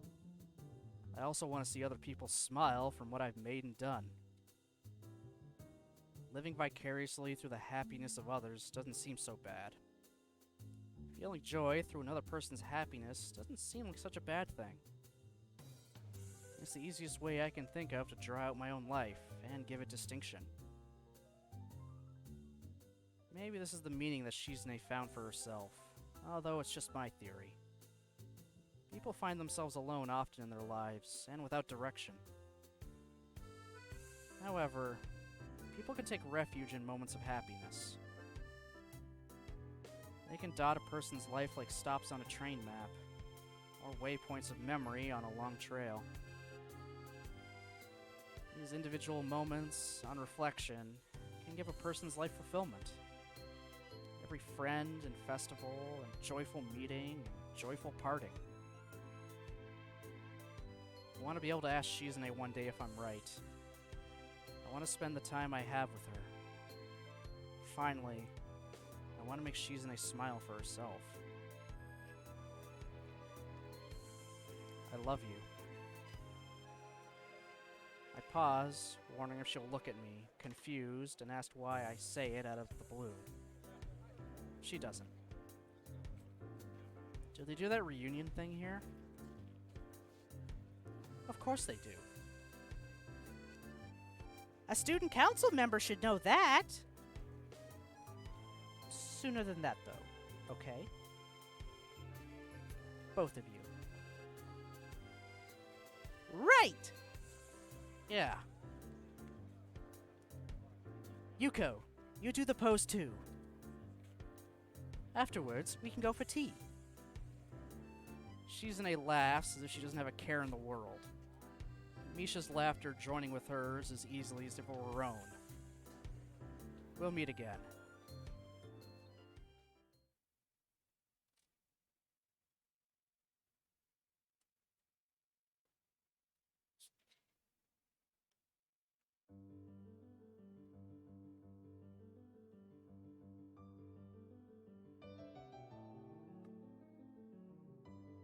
Now the Shizune art evolution.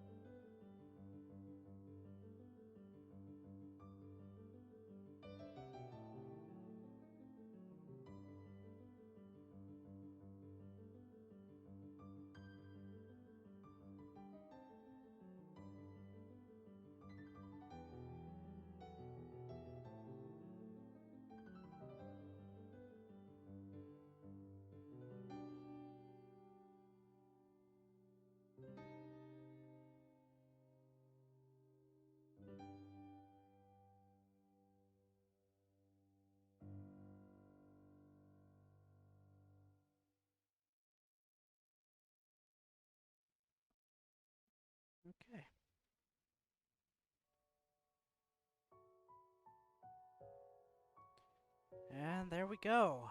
That was the Shizune route.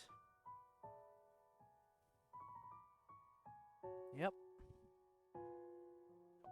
No, golden fucking. Ooh, breathe, you son of a bitch. This game was really released in 2015. Was it 2015? No, actually. The game was released in 2012, Brozard. I think that's just the most recent copyright for it or whatever. Yeah, they initially released in 2012. The concept for it, at least like the initial concept art, was created in 2000. And then in 2017, in 2007, that ended up on 4chan, and then it just sprang from there. This thing has a hell of a development. It is literally that, like, 1 in a million thing that'll never happen again.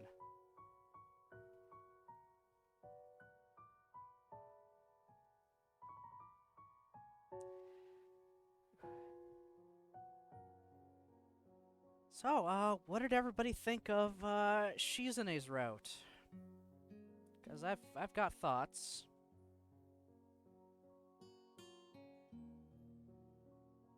I just want to hear everyone else's thoughts. Or at least from the parts they've seen.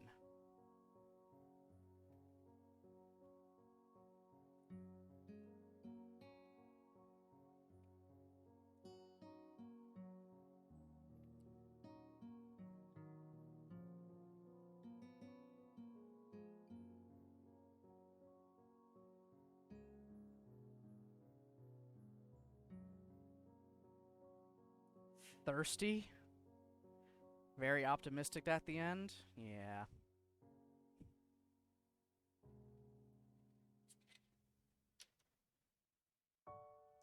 I'll be honest with you, the first time I played through Shizune's route and got her good ending, it was damn near midnight, and I was actually bawling my fucking eyes out.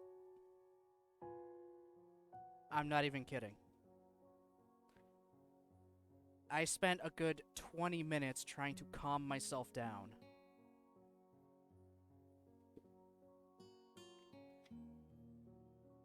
I then tried to talk to a friend who was still awake on Facebook, and just recounting why I was feeling like, crying, it made me cry even more. That's why I kind of closed the door, just so in case that happened, I don't have someone walking in on me fucking, leaning over my desk in tears. I don't know why. I think it was just the whole we'll see each other again kind of thing. I think that just kind of really struck a chord with me when I first played through.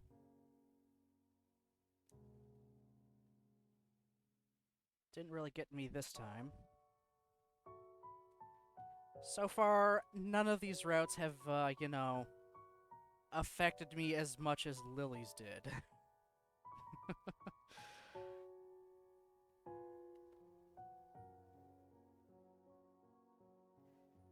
So, now just some kind of little bit of interesting tidbits and facts about Shizune's route. At some point in development, while they were writing it, they kind of had the idea that Shizune could read lips. She could read lips the whole time. So if you did speak to her, she knew what you were saying.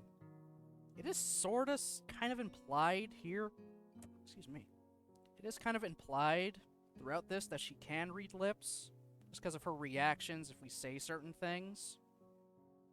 But it's not outwardly said that, yeah, I can read lips.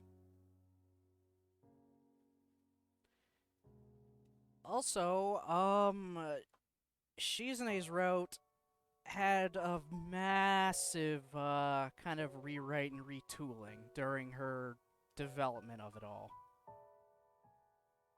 Then again, a lot of them did, but Shizune most especially, because they had one writer, something happened with them, I think they just dropped off the project, and then they got another writer in to, you know, finish it and try to clean it up.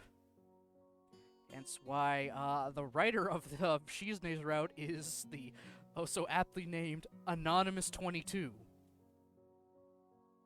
That's it. They're just Anonymous 22. Everyone else has a name that they're known by. They're just anonymous. Otherwise called A22. And I don't know if they were the ones that wrote these parts I'm thinking of. I could be wrong. But in one version of Shizune's route, after Bisha kind of confesses that she's gay and loves Shizune, she walks into traffic and lets herself get hit and killed by a car. This then makes Shizune just kind of board herself up in her room at home. And when someone finally goes to check on her, probably a few weeks later, she's dying of starvation and dehydration. She gets put into the hospital, and when we go and see her, she just kind of acts like everything is fine. But then she also dies, like, not too long after we leave the room, because she had taken her IVs out the whole time we were talking to her and just kept it hidden. It's a very, what the fuck? That's really dark kind of thing. Didn't really fit with the rest of the routes. It was you know, quite a bit out there.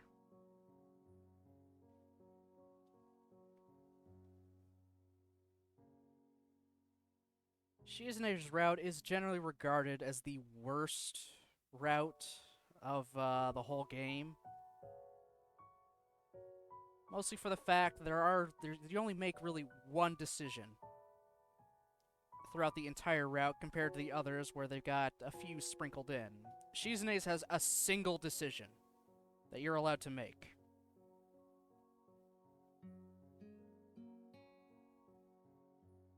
And it also seems like while you are Shizune's boyfriend, you two barely act like you're together.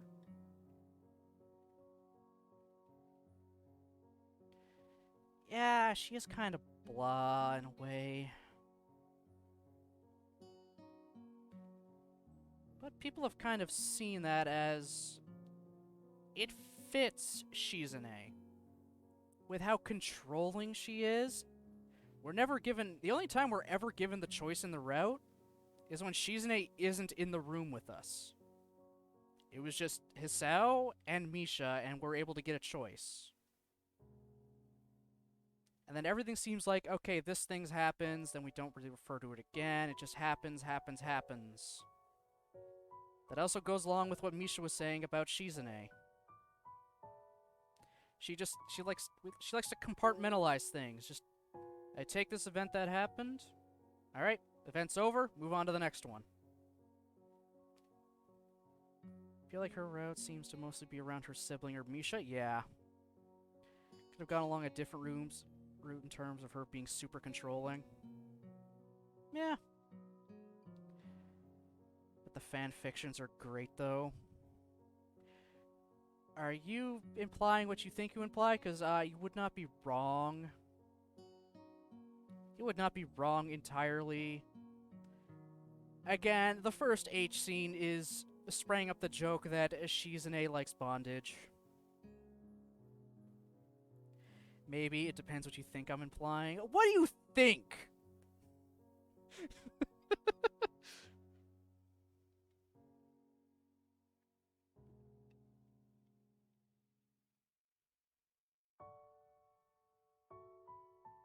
So again, that first H scene, we were sitting on a chair. She tied her hands behind the chair, and we even say she's effectively gagged us.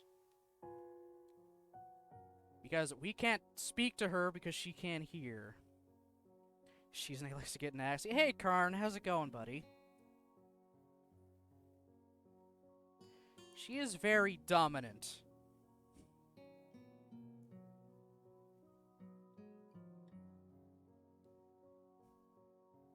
Awesome? Ah, good. Glad to hear. So, yeah, well, Shizune's route, honestly, it is kind of the least enjoyable. I see you thought she could take it as she likes to give control over because she never lets up otherwise. Yeah, no, she always wants to be in control. Always. She is the one in charge all of the time. Yeah, it could go either way. Yeah, Shizune is definitely the dominant of any situation she's in. She's the one at the top. On top, everything.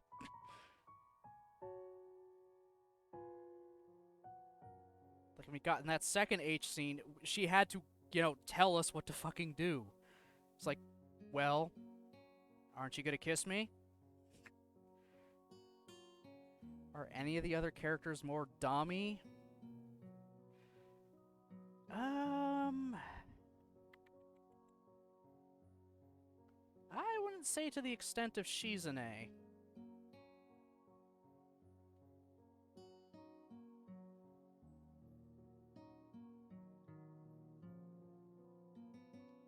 Shizune only out for self-satisfaction?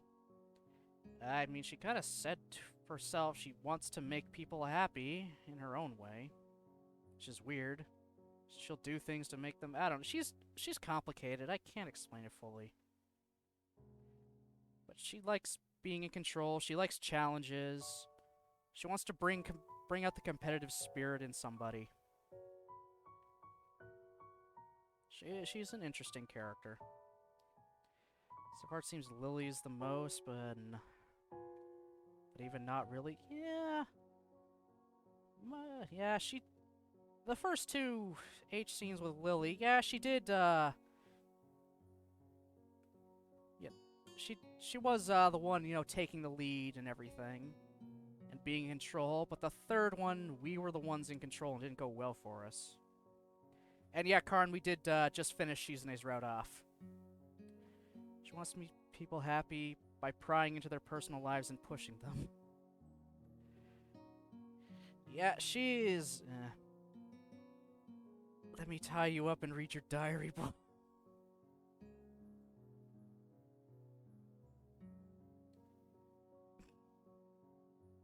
I mean, there are people like that. It's her case of stop boring me. Stop boring me. Show me what you like to do. Show me your interests. Bring that out more. Then I'm gonna, challenge you to prove how much you like that interest kind of thing. It's where it's like, show me your passion. She's complicated. She's interesting in her own way. I still like her enough. If Naruto was a dom, oh my god. That's what this is sounding like.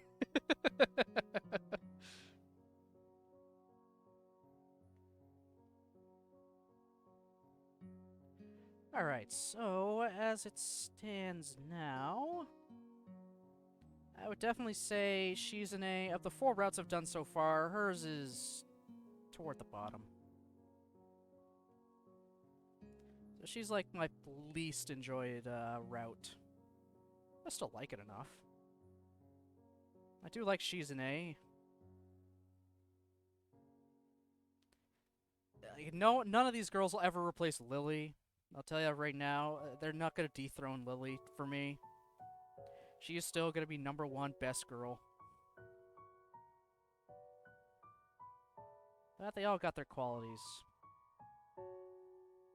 One of my roommates used to be more like that, but has chilled out some. More push people who talked about wanting to do a thing, but never doing anything about it.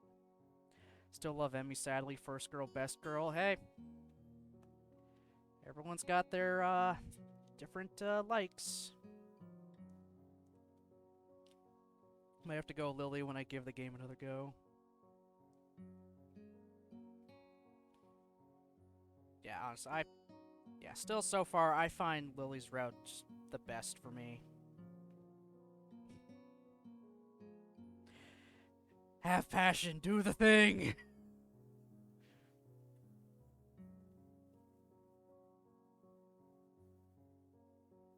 It's Sayori.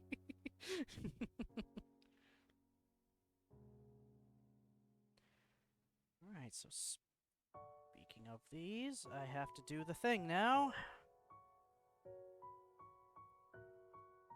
Shizune is now officially grayed out. Meaning, the next time we start this up,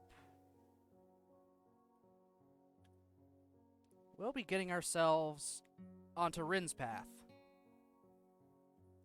Full disclosure, I have never done Rin's path before. Oh boy, it's my sister? Okay. Alright. That tempers what I think. Tempers my expectations. So yeah, next week for sure, when we get back to Katawa Shoujo, we'll get ourselves onto Rin's route. So that means going back to the start of Act 1 and making a lot of different choices. So there's going to be a lot of skipping once again. And if I recall correctly, Rin's choices don't really show up till toward the end of Act 1. So there's going to be a lot of skip, choice, skip. So that first stream is just going to be the setup stream, and it'll be a little boring. But we got to do it just to get onto Rin route proper. Yeah, this is one I'll be going into very, very blind. A very different upbringing than most of my friends. Hyper-intelligent, homeschooled, live with abused and abusive foster siblings. Brother was a social worker that would take care of these kids. And,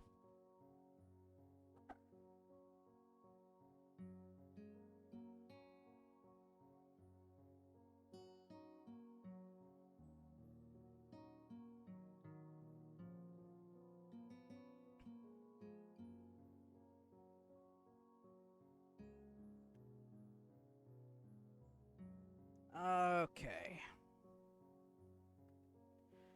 Oh, nearly going for 4 hours here. Holy crap. Oh well. I knew it was nearly done, so figured I'd do it. Going to just very quickly go on to Twitch.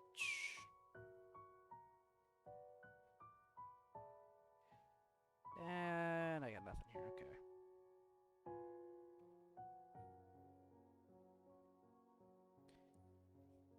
Glad I got to chat near the end. Sad you missed the real end, but yeah, work is work. You gotta do what you gotta do.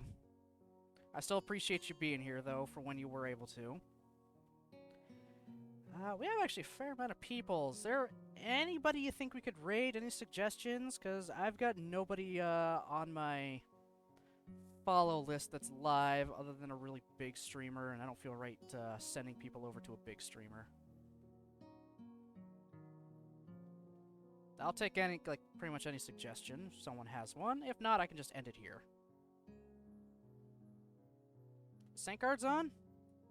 Okay. I can't believe I haven't followed them by now.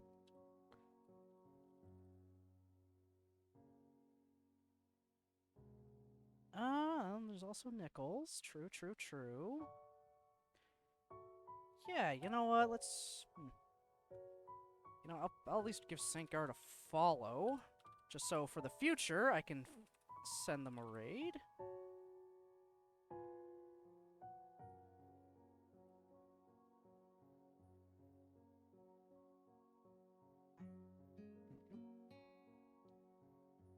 Yeah. There. Gave Sankguard a follow, so now for the future, I can send people over their way. Let's be honest, we're all heading over to Nichols right after this anyway. Yeah, more or less.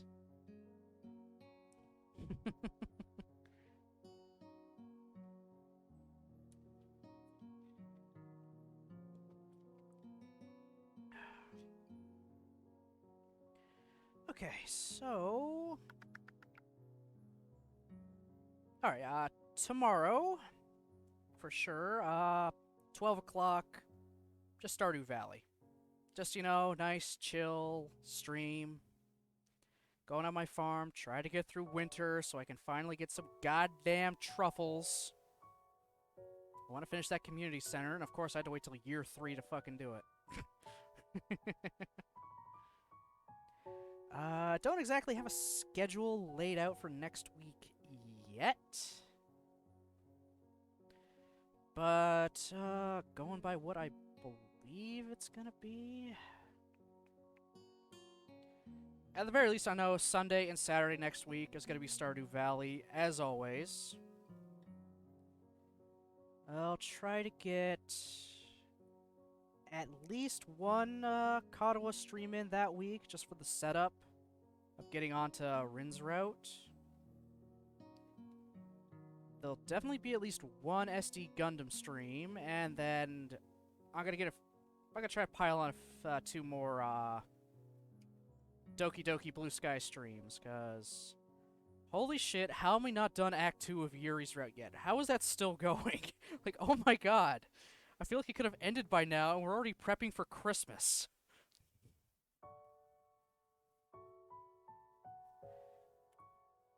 Okay, yep. So yeah, Sunday, Saturday, for sure, Stardew next week. Middle of the week will be a mixture of Katawa, SD Gundam, and Doki Doki Blue Skies. Yeah, the original is like 4 days, whereas now we've gone like a few months. Like, we're into December now. I guess we started in September, went through October, celebrated a Halloween, we're now gone through November, and now we're getting ready for Christmas party.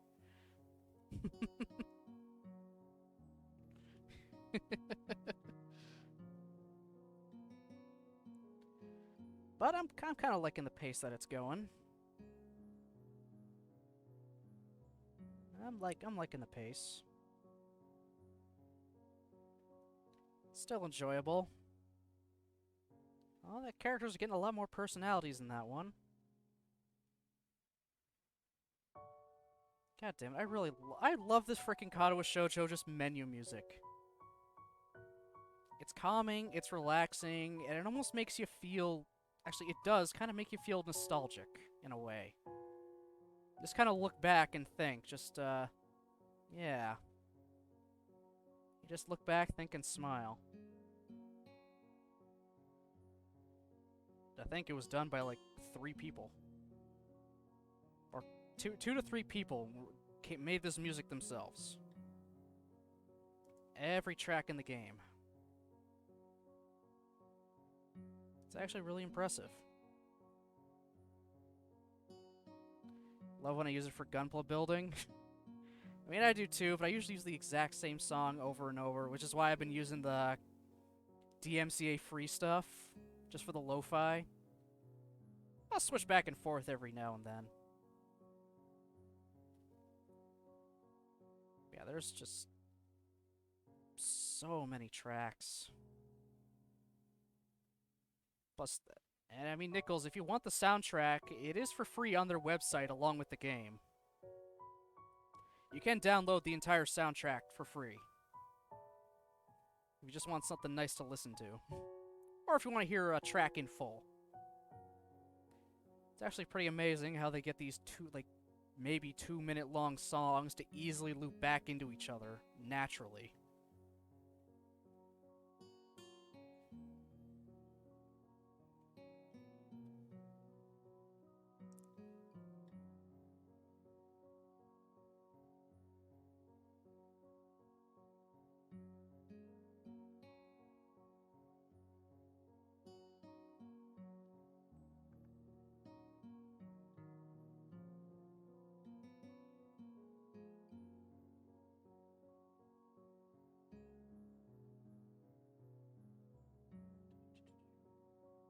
Taking out for lunch. Thanks for streaming. Have a great one. Well, thanks for coming by, Brozard.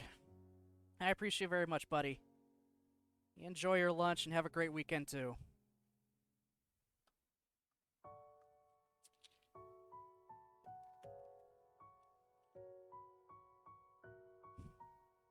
Speaking of, I'm gonna have to come up with lunch for myself, too, after this. God gone on a lot longer than I normally do. Oh, looks like somebody's gone live, so let's do the thing.